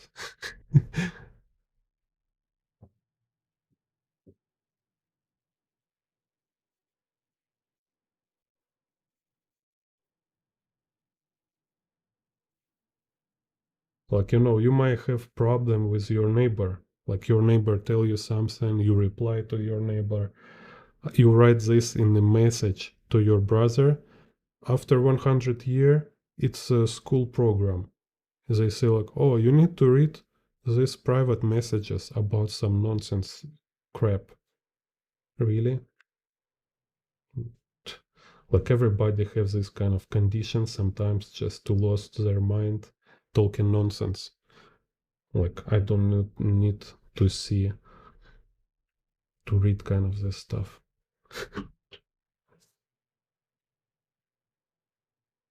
Yeah, yeah, it can be like a ghost shape, it can be just, drunk talk.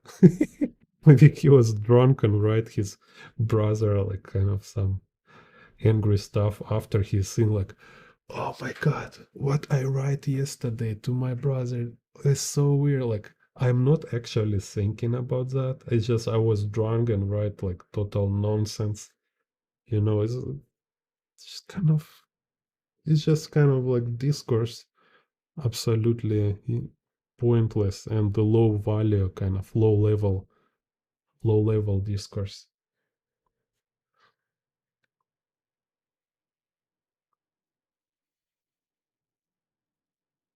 Like how many girlfriends artists have, like this like relationship or like who cares really, like who cares of this stuff, like only like kind of important here is just like maybe he's waste some time for a girlfriend instead of practice his perspective, instead of watch Jim Bond tutorials, you know, then yeah, then it makes sense. Madness. This is Keyboard Art.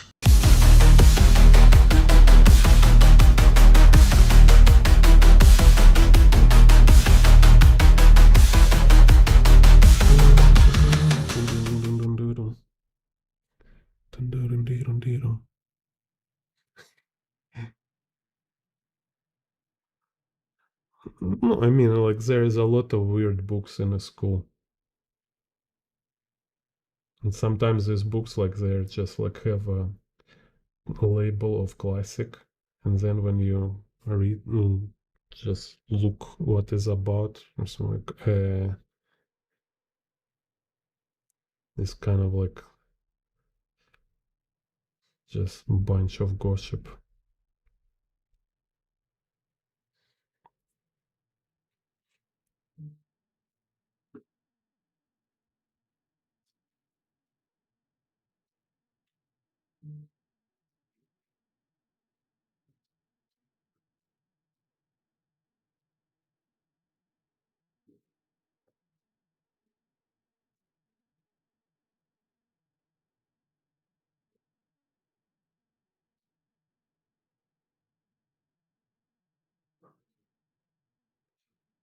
So now my attitude to schools, like never trust school.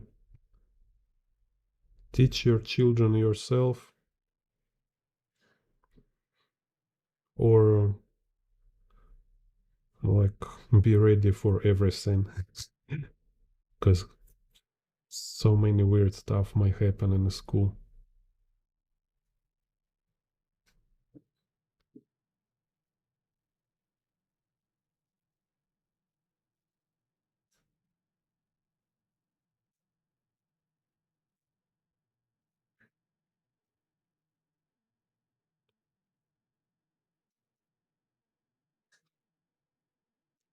So it's kind of best to have old people with a clear mind and high IQ level.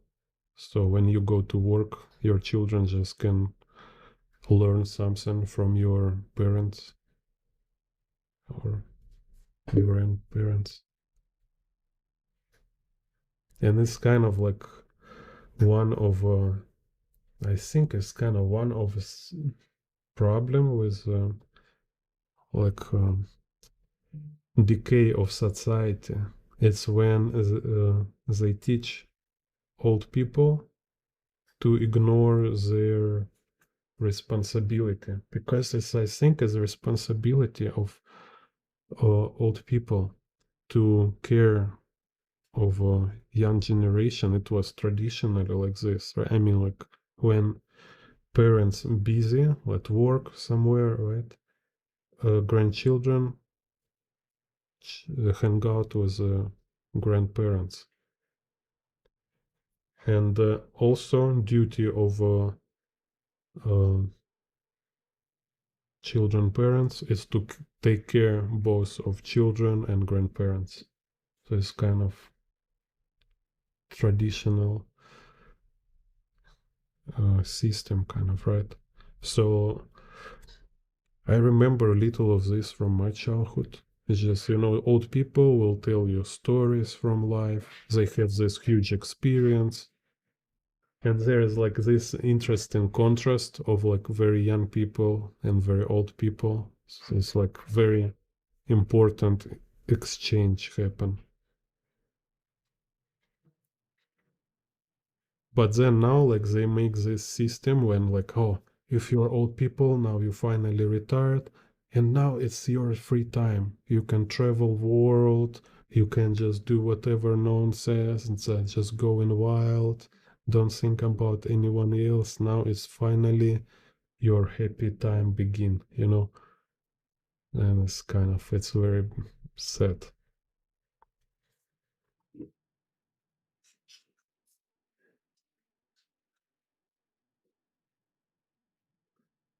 Yeah.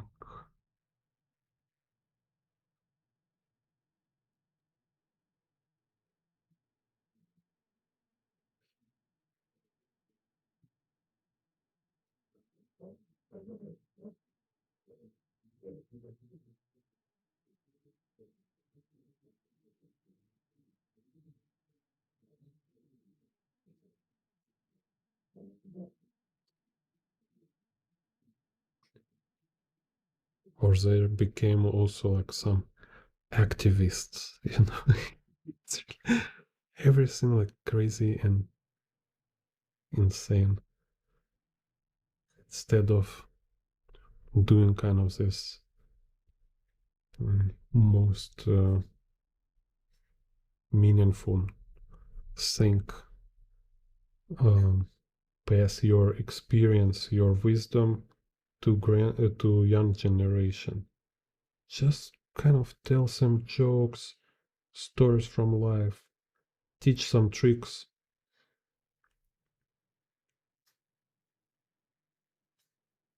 And it should be awesome experience too. Like me as teacher, kind of, I think it's like one of the best thing you can do. It's to pass your knowledge to young generation. It's like you feel it. You feel like you will not keep it for yourself or take it to the grave. You let it go. You let it continue. Kind of this um, kind of tradition of art, or maybe you have your own, like, even, yeah, maybe it can be some very original ideas you have, and now you make sure they will like continue to exist, or teach these other people. So it should be like awesome stuff. And why some people don't see it that way, it's been a big issue right now. Like why they think like take some boat over ocean or go to Thailand or somewhere to vacation on a beach is more important than sit with your grandchildren.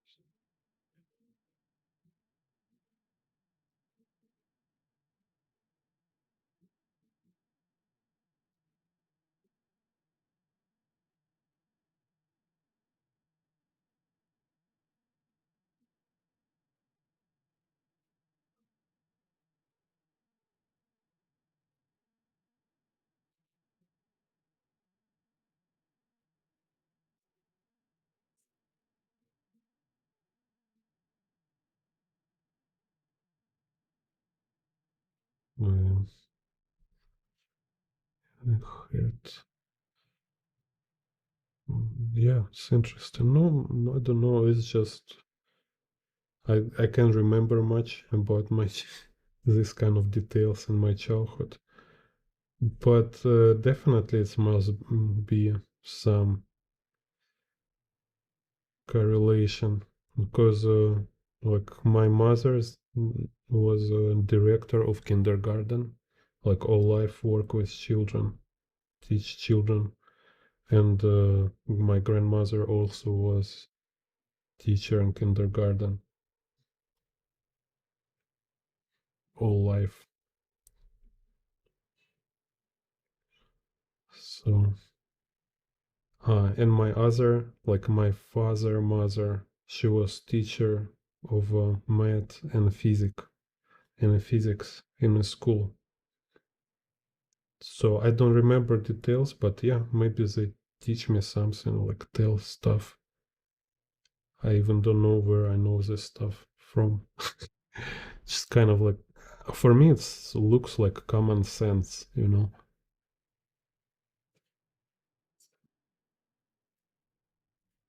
Something which should be obvious, but somehow it's been like, you know, like, we get this like distorted idea of how things should be right now with all this media manipulations and advertisement. They constantly kind of polluting our brains.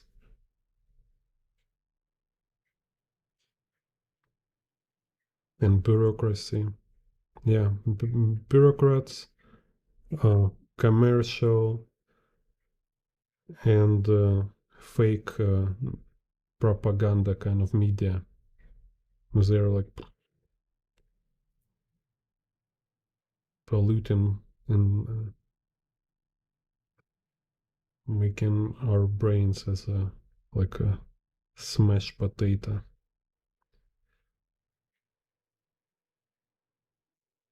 That's why you need to regularly watch Jinbon tutorials.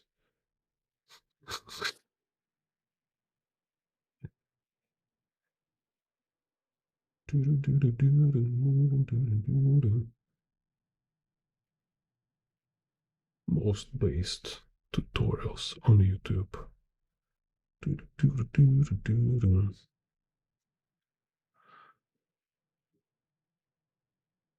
Hello, Cavalera.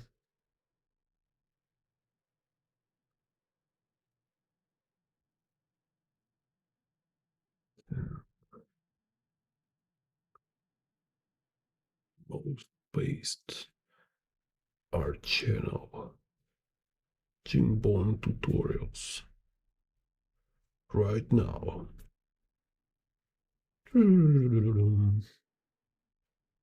Awesome.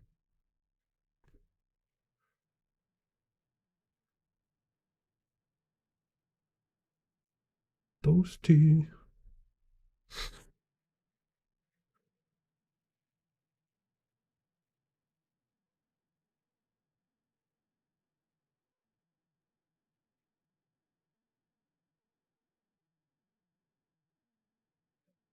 Dun, dun, dun, dun, dun, dun, dun.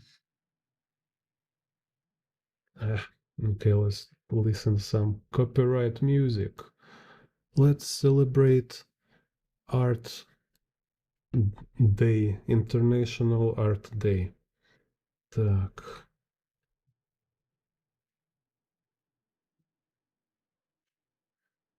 because like I cannot draw Iron Maiden and don't listen heavy metal. It's just ridiculous.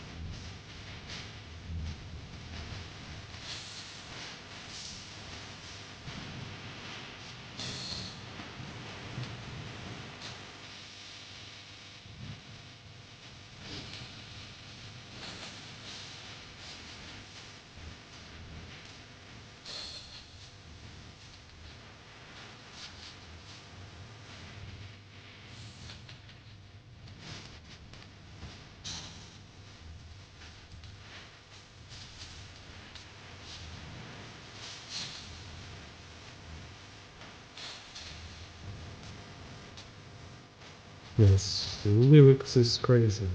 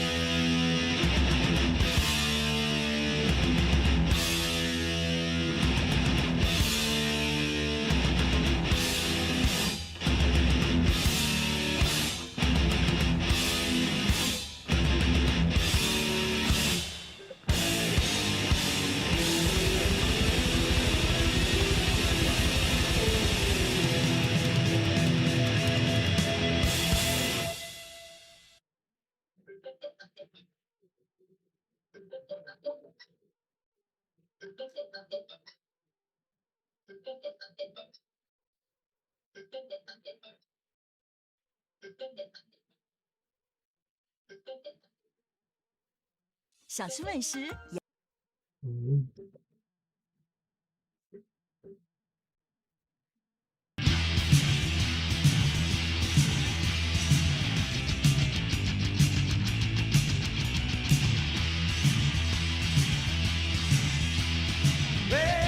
sails head for the open sea. With sails full of wind, our hearts overflow with belief. The quest for the Grail, to England we sail with our steel. We bring what was lost, it lies on the cross, let it be. Strong she stands, reaching a hand, brave and grand, on English ground. We were born, proud we return to English shores. Hail, hail to England! Hail, hail, hail! Hail, hail to England! Hail, hail, hail!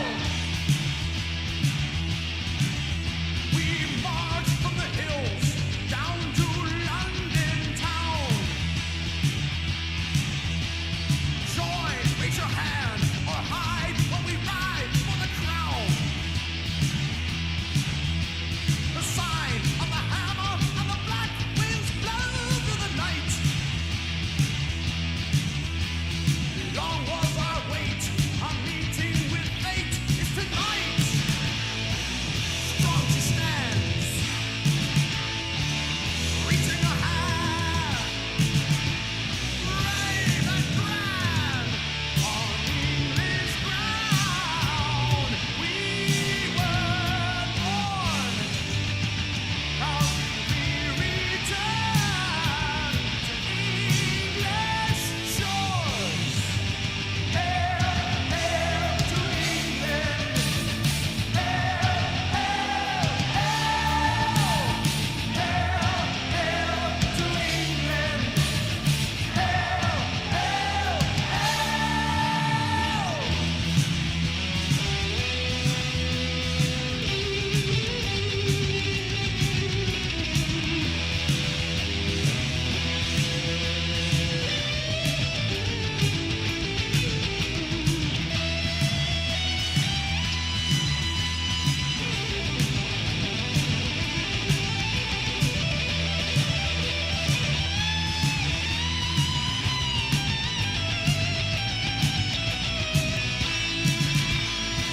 Standing tall, one and all, light the hall. Years have passed. I've dreamed of this day. As we raise our hands, we proudly say, hail, hail to England! Hail, hail,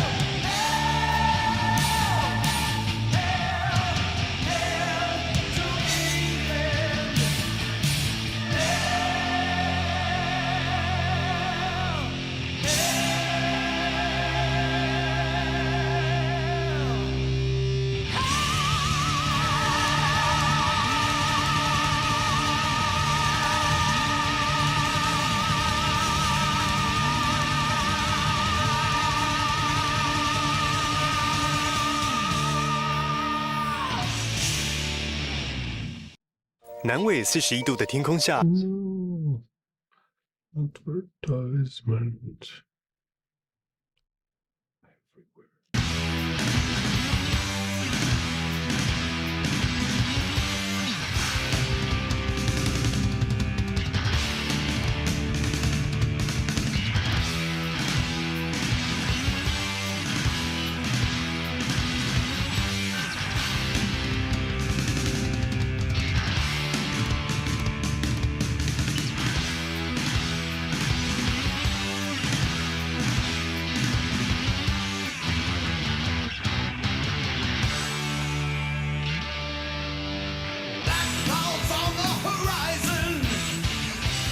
thunder and burning rain, his chariots pounding. I heard the heavens scream his name.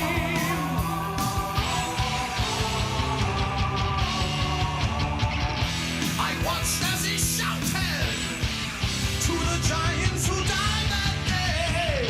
He held up his hammer high and called to Odin for a sign.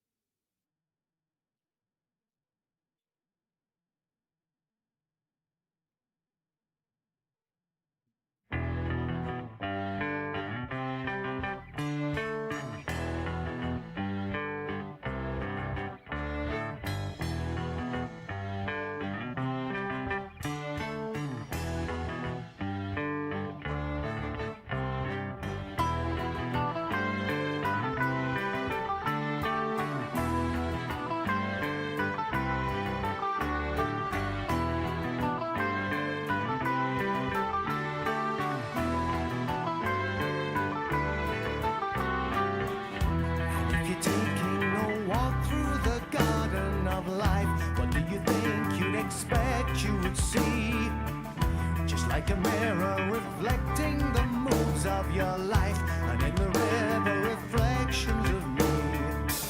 Just for a second, a glimpse of my father I see, and in a movement he beckons to me, and in a moment the memories are all that remain, and all the wounds are reopening again. We're blood brothers. We're blood brothers. We're blood brothers. We're blood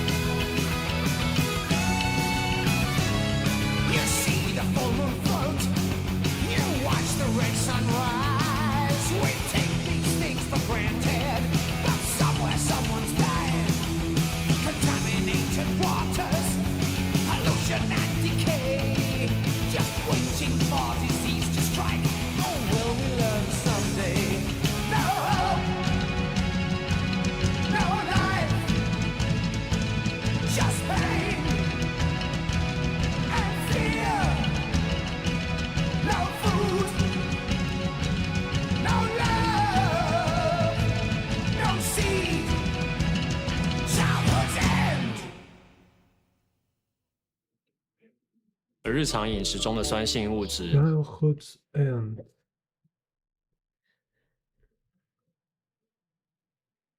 That's it.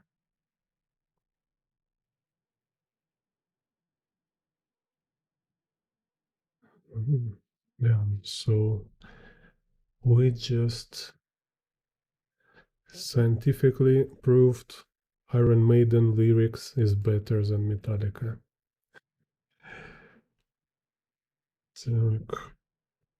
Okay, so I leave it for some couple minutes and do this one. So later with a fresh head I will back to this one, finish some details.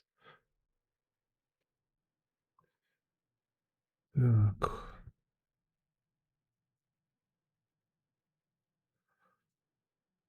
Here's so many details in this one.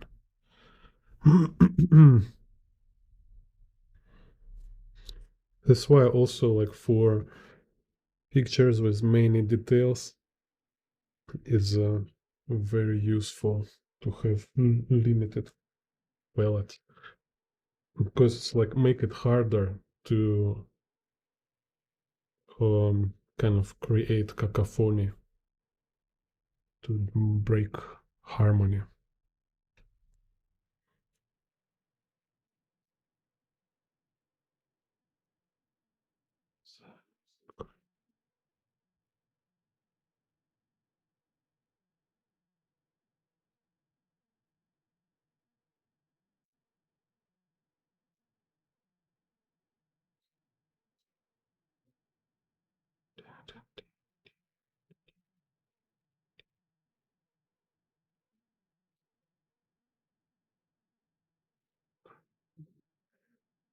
Start some orange.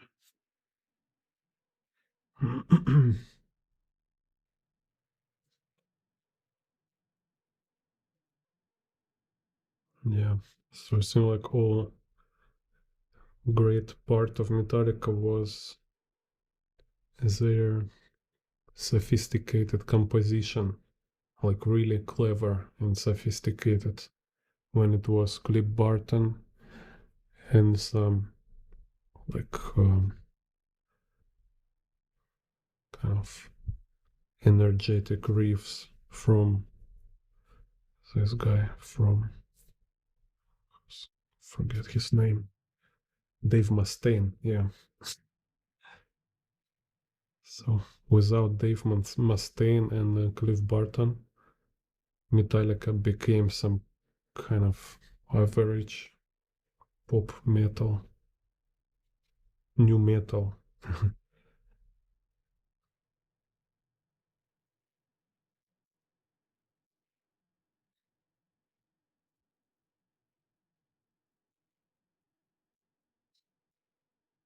With all this kind of lyrics just mix in a lottery basket. Just one. I'm very angry. I'm angry.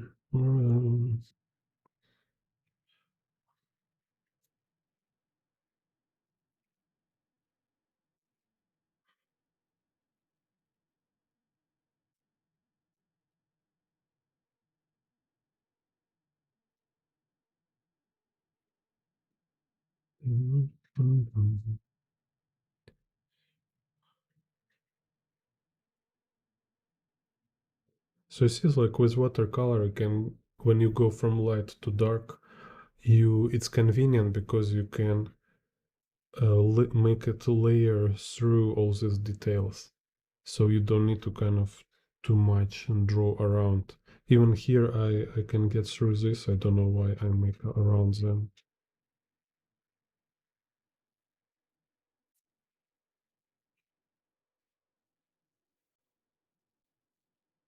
So,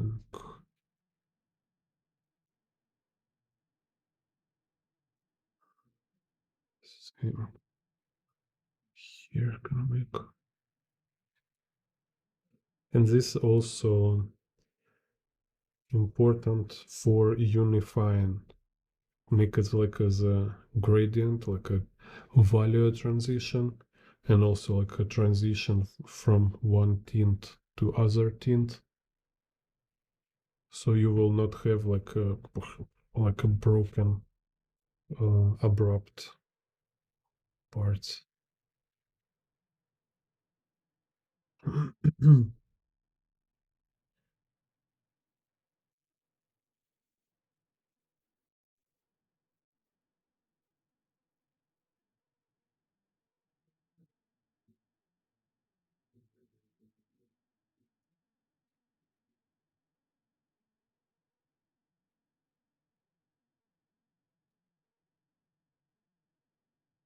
Already 3 hours.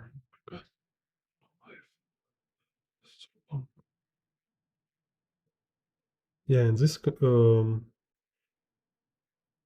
actually Guarnido watercolor is like one of the most sophisticated watercolor, and Masamune Shiro is more simple, more basic.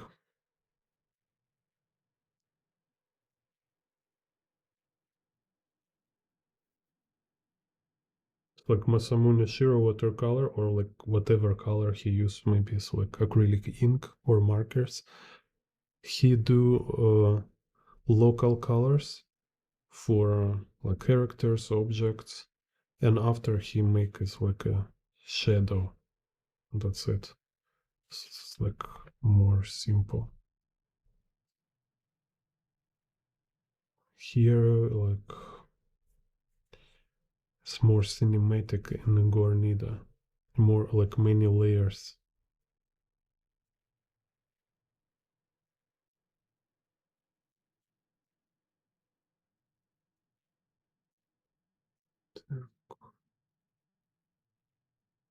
Make some skin colors. Or now let it dry. Oh, okay, I can make this like front plane shadow. Yeah, let's do. So it's like blue with a yellow.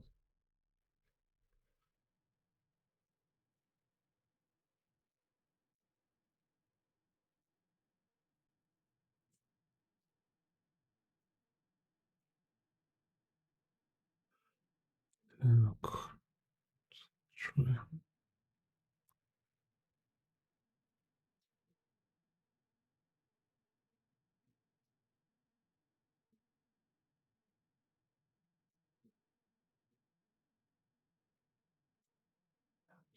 Who's this character?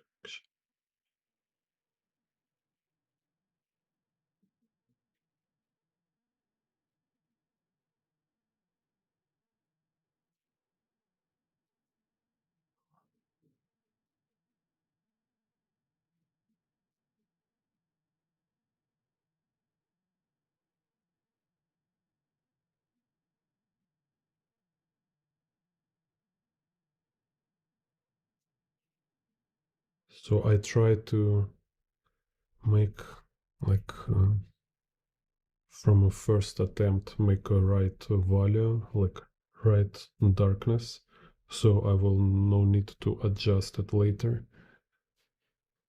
So it's kind of like don't make it too dark, and also if I make it too light, then I will need to adjust. So I kind of try to make it from first attempt.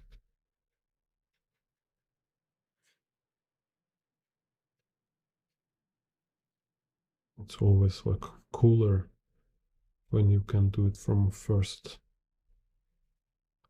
just in one layer.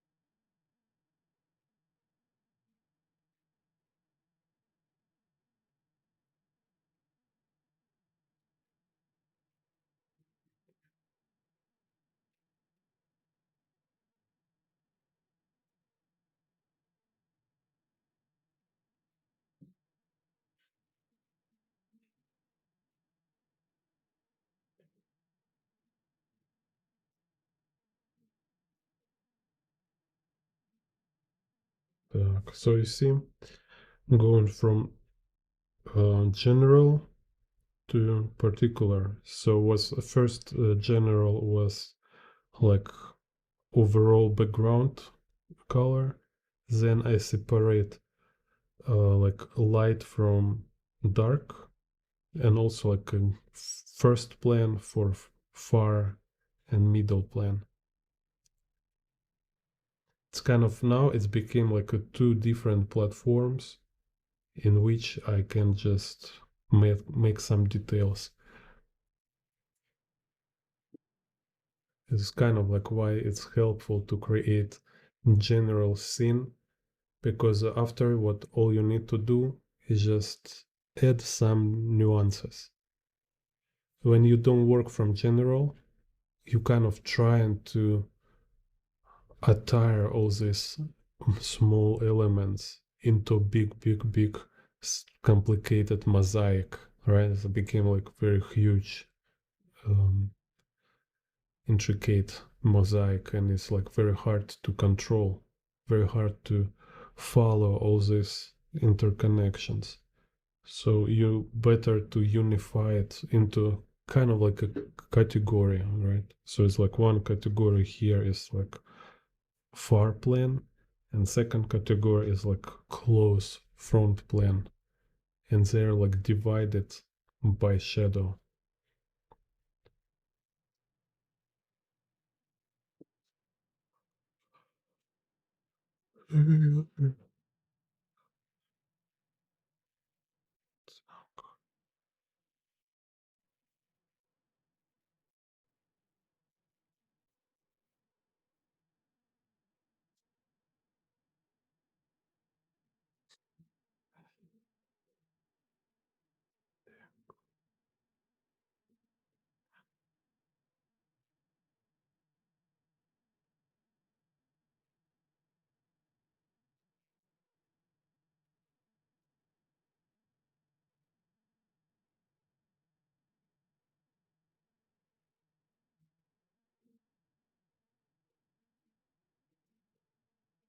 Mm.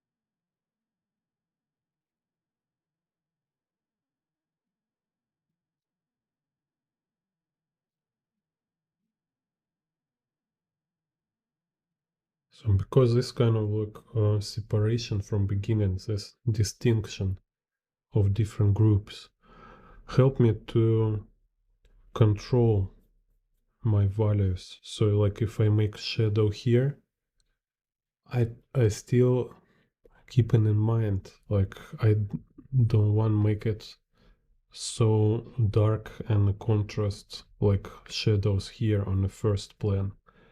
So right now here is like average darkness, it's like medium dark. But now I will add also darker tones, so it will make it more separated, divided from far plane.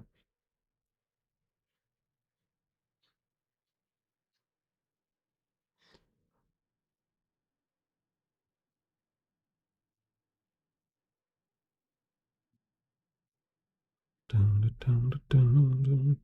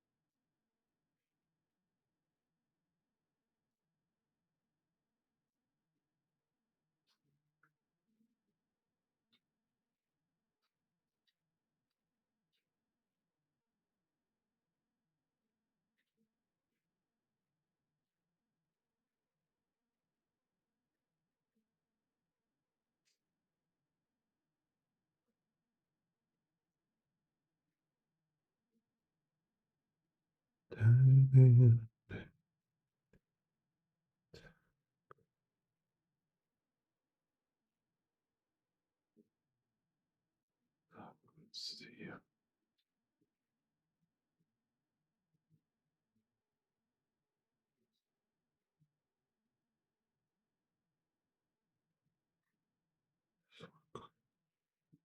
So they have blue dress.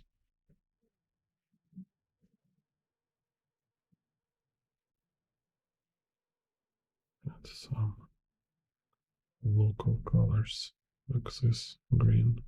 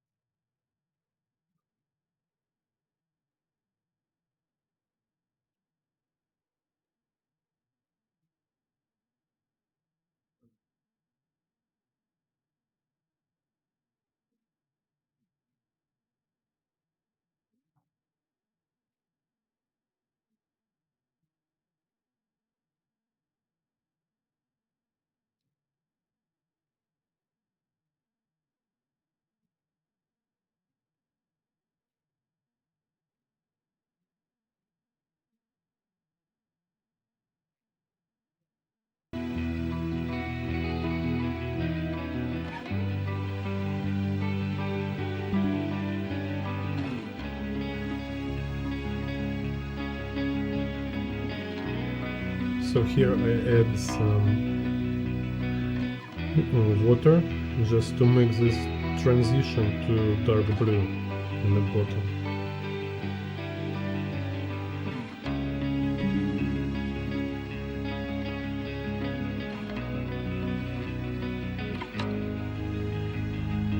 Lying awake at night, I wipe the sweat from my brow, but it's not the fear, 'cause I'd rather go now.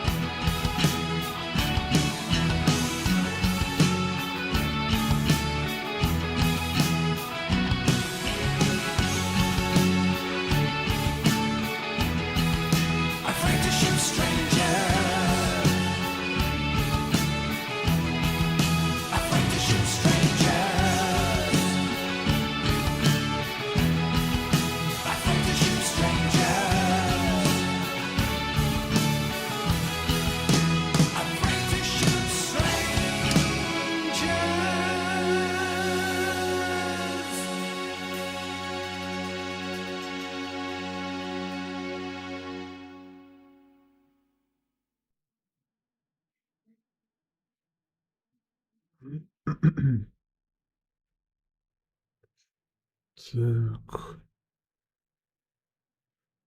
Almost finish this thing here.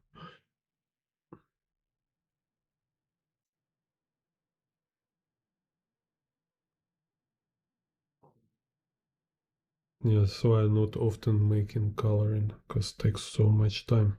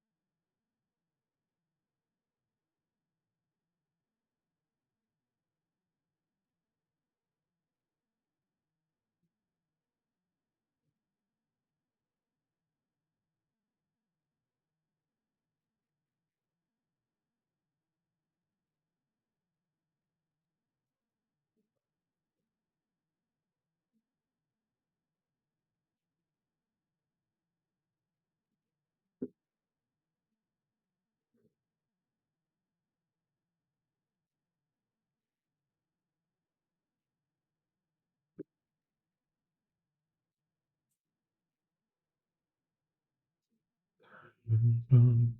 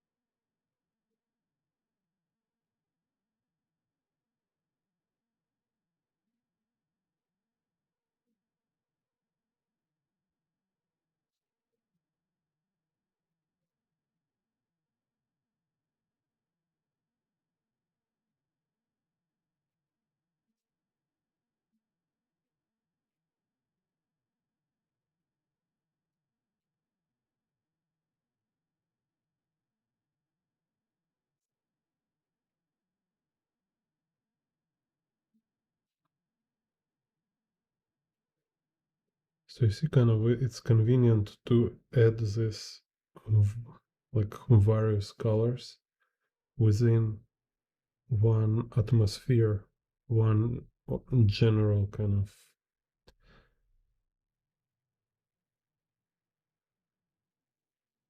see within this general color.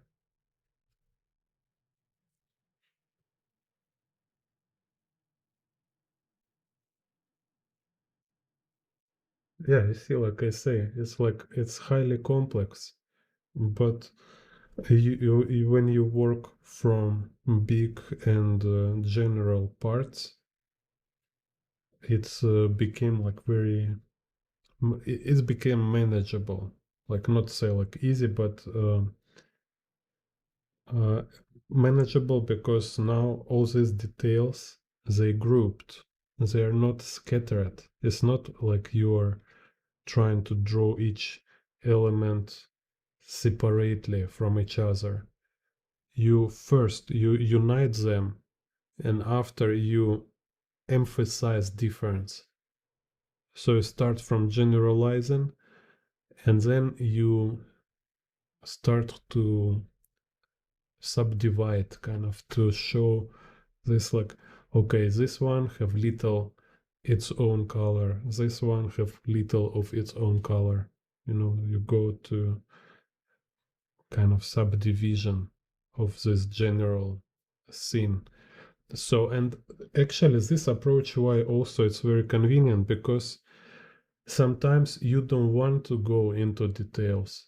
Sometimes you can do just like light and shadow, or like close plane and far plane, right? Like far plane here is a warm and light. Close plane is cool and dark. So you make this subdivision and you leave it like that.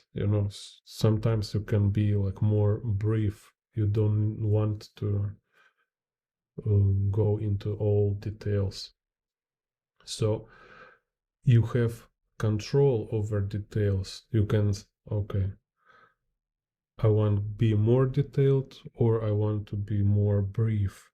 This also kind of, you see, kind of control over process, especially like when you make some quick notes, like on a travel or somewhere, you don't have much time to finish, but you can make it look like it's finished, but without details. If you will color just like from left corner to right corner, right, then you will have like only this part colored. But when you make subdivided on the first and far plane or on the light and shadow, it's already look complete. It's just like less nuance, but it's already complete.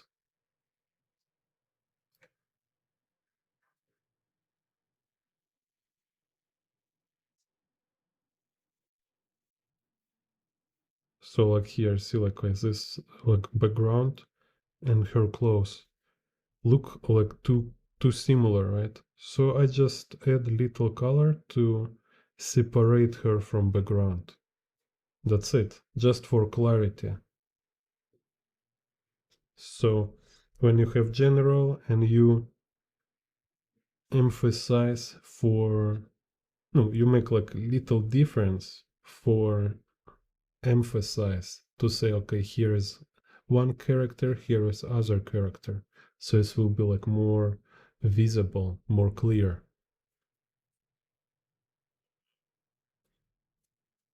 No squint. It's just why you need squint if you just make one color for all shadow.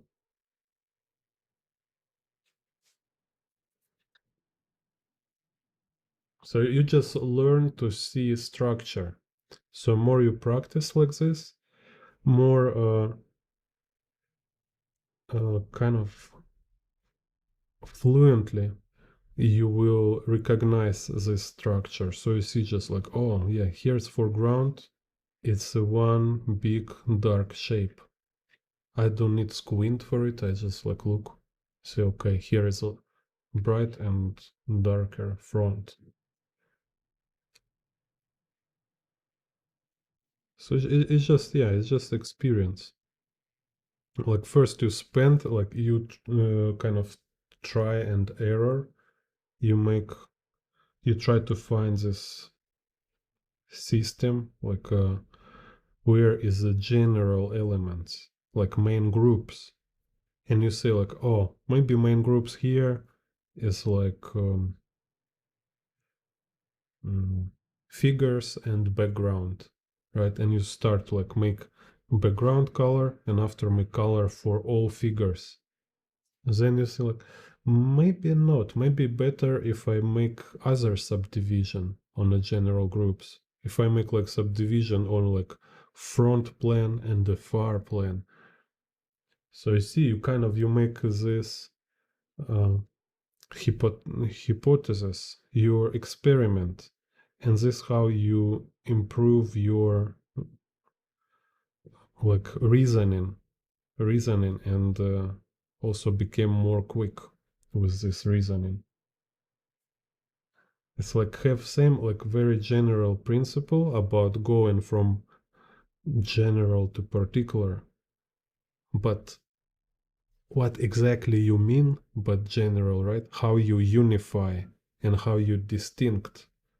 This is very specific to each case. So, and you need to, every time you need to make your own decision, make a hypothesis, like say, maybe this I will make one color or one value for this part group of elements.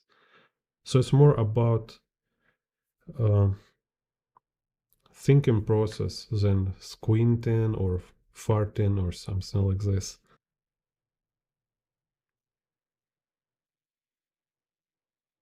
Так, interesting. Let's make her like red skin.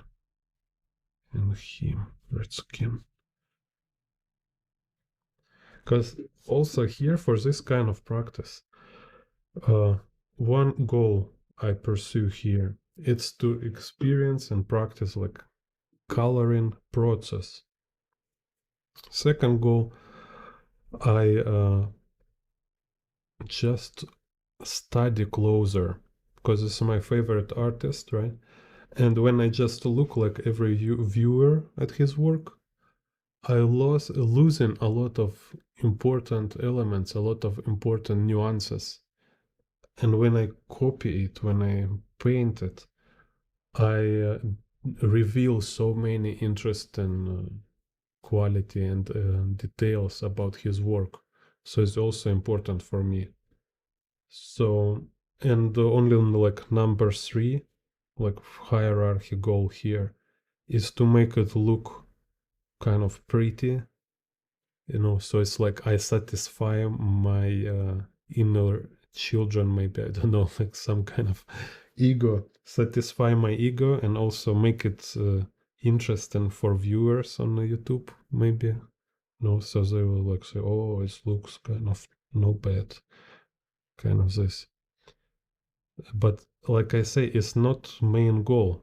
Actual main goal, it's build my skills, kind of my reasoning process. And it's really actually important. It's really important for yourself to clarify what you're doing. Because if your goal is make pretty drawings, then you will learn slower with this kind of process nuances. Because like every time you will like lean towards effect, not reasoning. And it's not like something bad, something not bad, something better or worse. Again, it's my suggestion. I think it's better to study when you isolate your goal. You work focus on your goal, like skill which you train.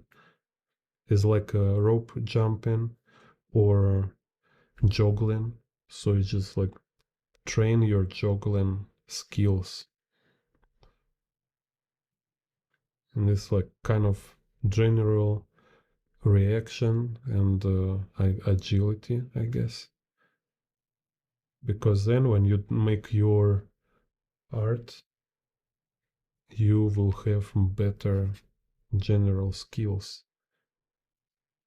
So you will just, in general, will be capable to make better work than before this practice.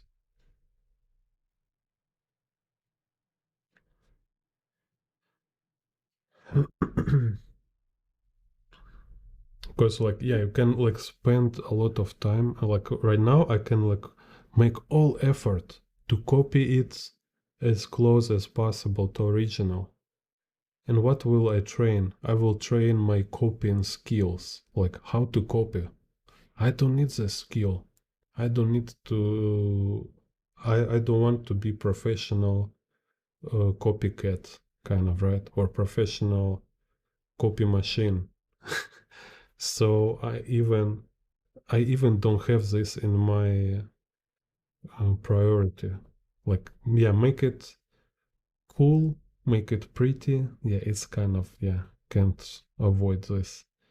But copy exactly, I think is not reasonable.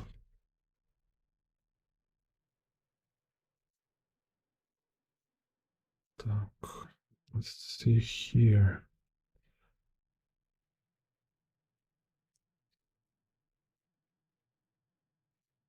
So I just see like, oh, some parts work better in his illustration.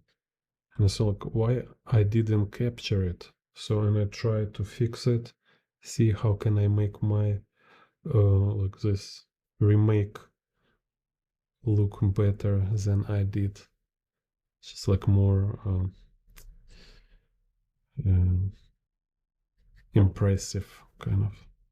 So you learn kind of tricks how to create this visual effects, I guess. Yeah.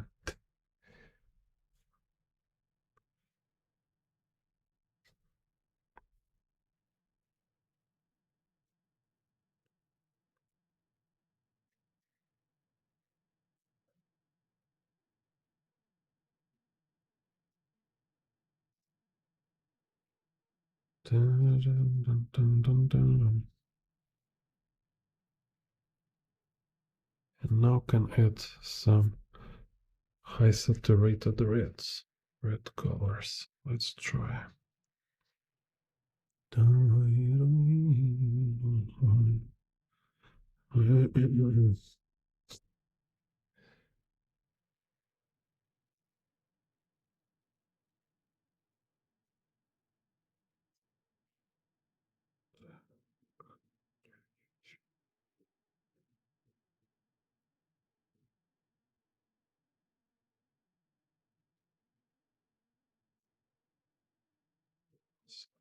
Shiny here.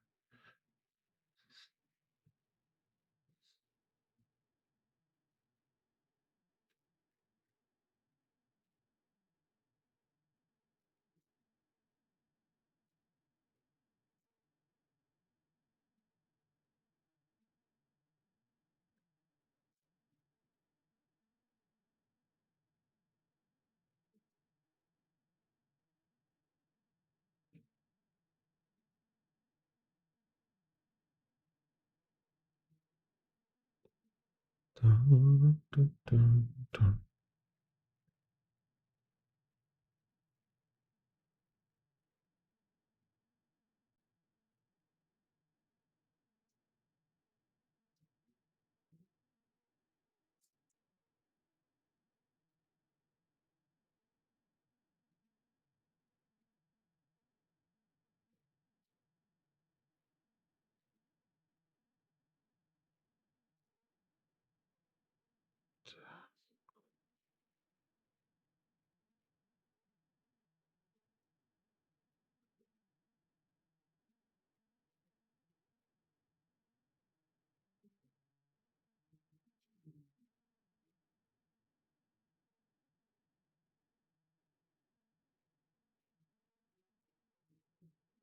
Yeah, when I copy, I definitely improve with color mixing.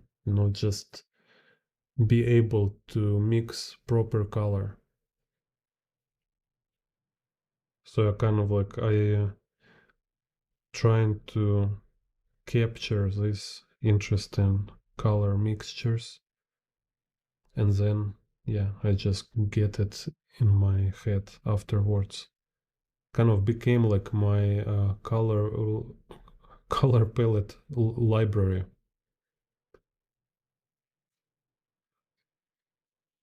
And a lot of many tiny nuances, like this separation of light and shadow and stuff. And also, like when I make mistakes, it's also help to improve, because you see, like I definitely can make it better, and after you finish, you understand how you really understand what was your mistake.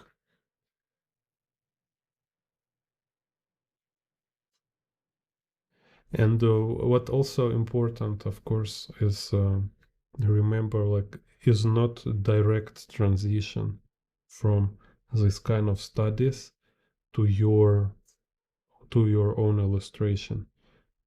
You you will need to kind of practice more with implementing these tricks in your work.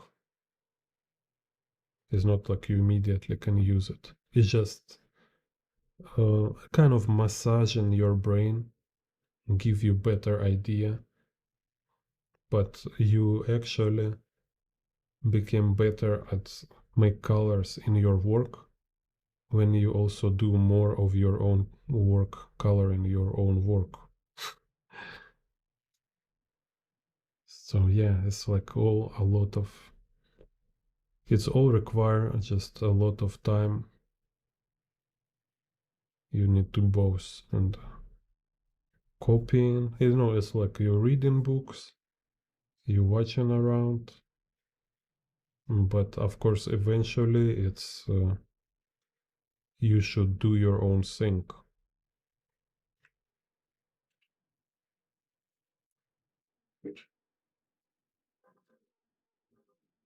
Then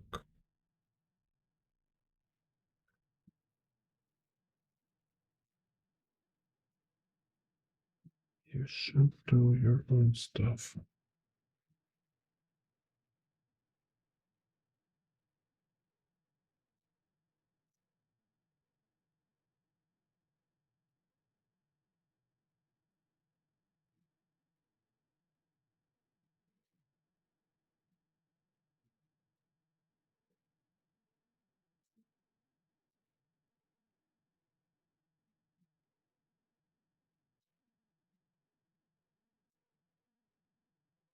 So it's like there's no ultimate practice which like will solve every your problem, or which one you do and so you don't need to do anything else. Like there is no book which will tell you everything you want to know.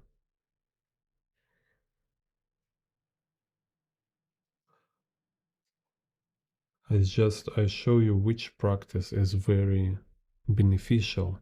So this practice is very beneficial. It's give you a lot.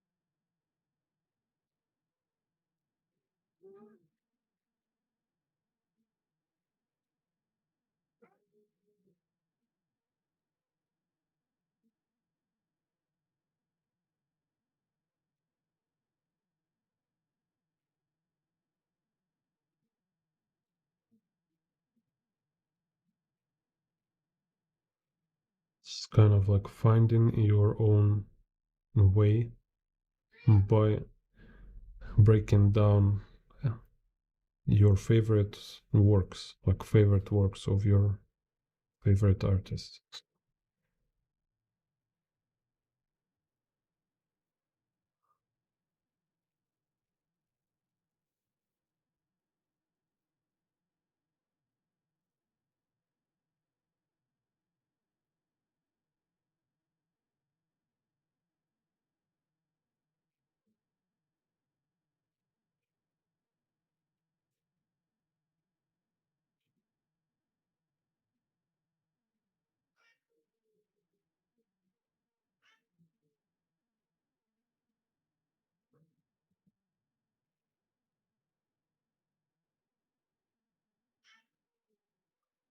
No, I don't animate.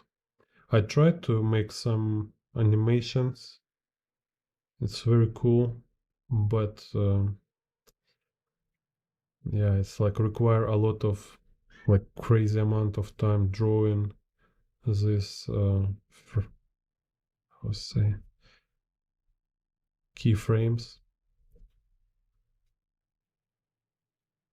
I like better to make my own story than drawing keyframes. And yeah, go to draw outside somewhere instead of always drawing at home in a work table or somewhere. It's crazy. Animators, crazy people. So much work.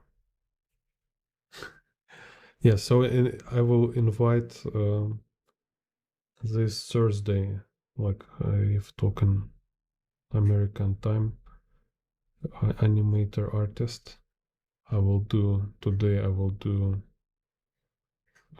announce a very cool artist. He drew for Disney, real professional. Doing him draw very cool environments with a perspective, so we can talk about perspective skills for animators and professional experience.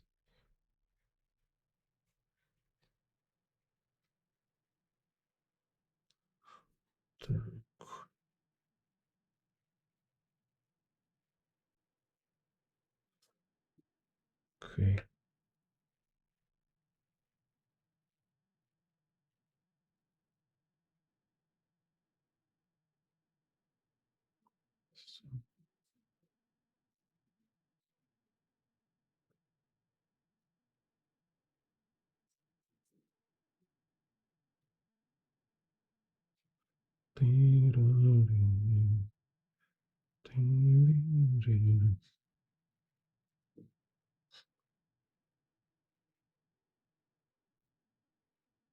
Okay, so that's it for today.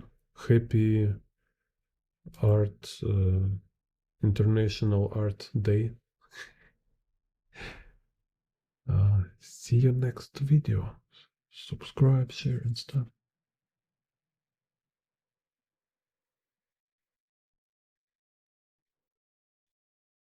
Yeah, we'll write today. We'll write announce about next artist stream. See you. Ooh.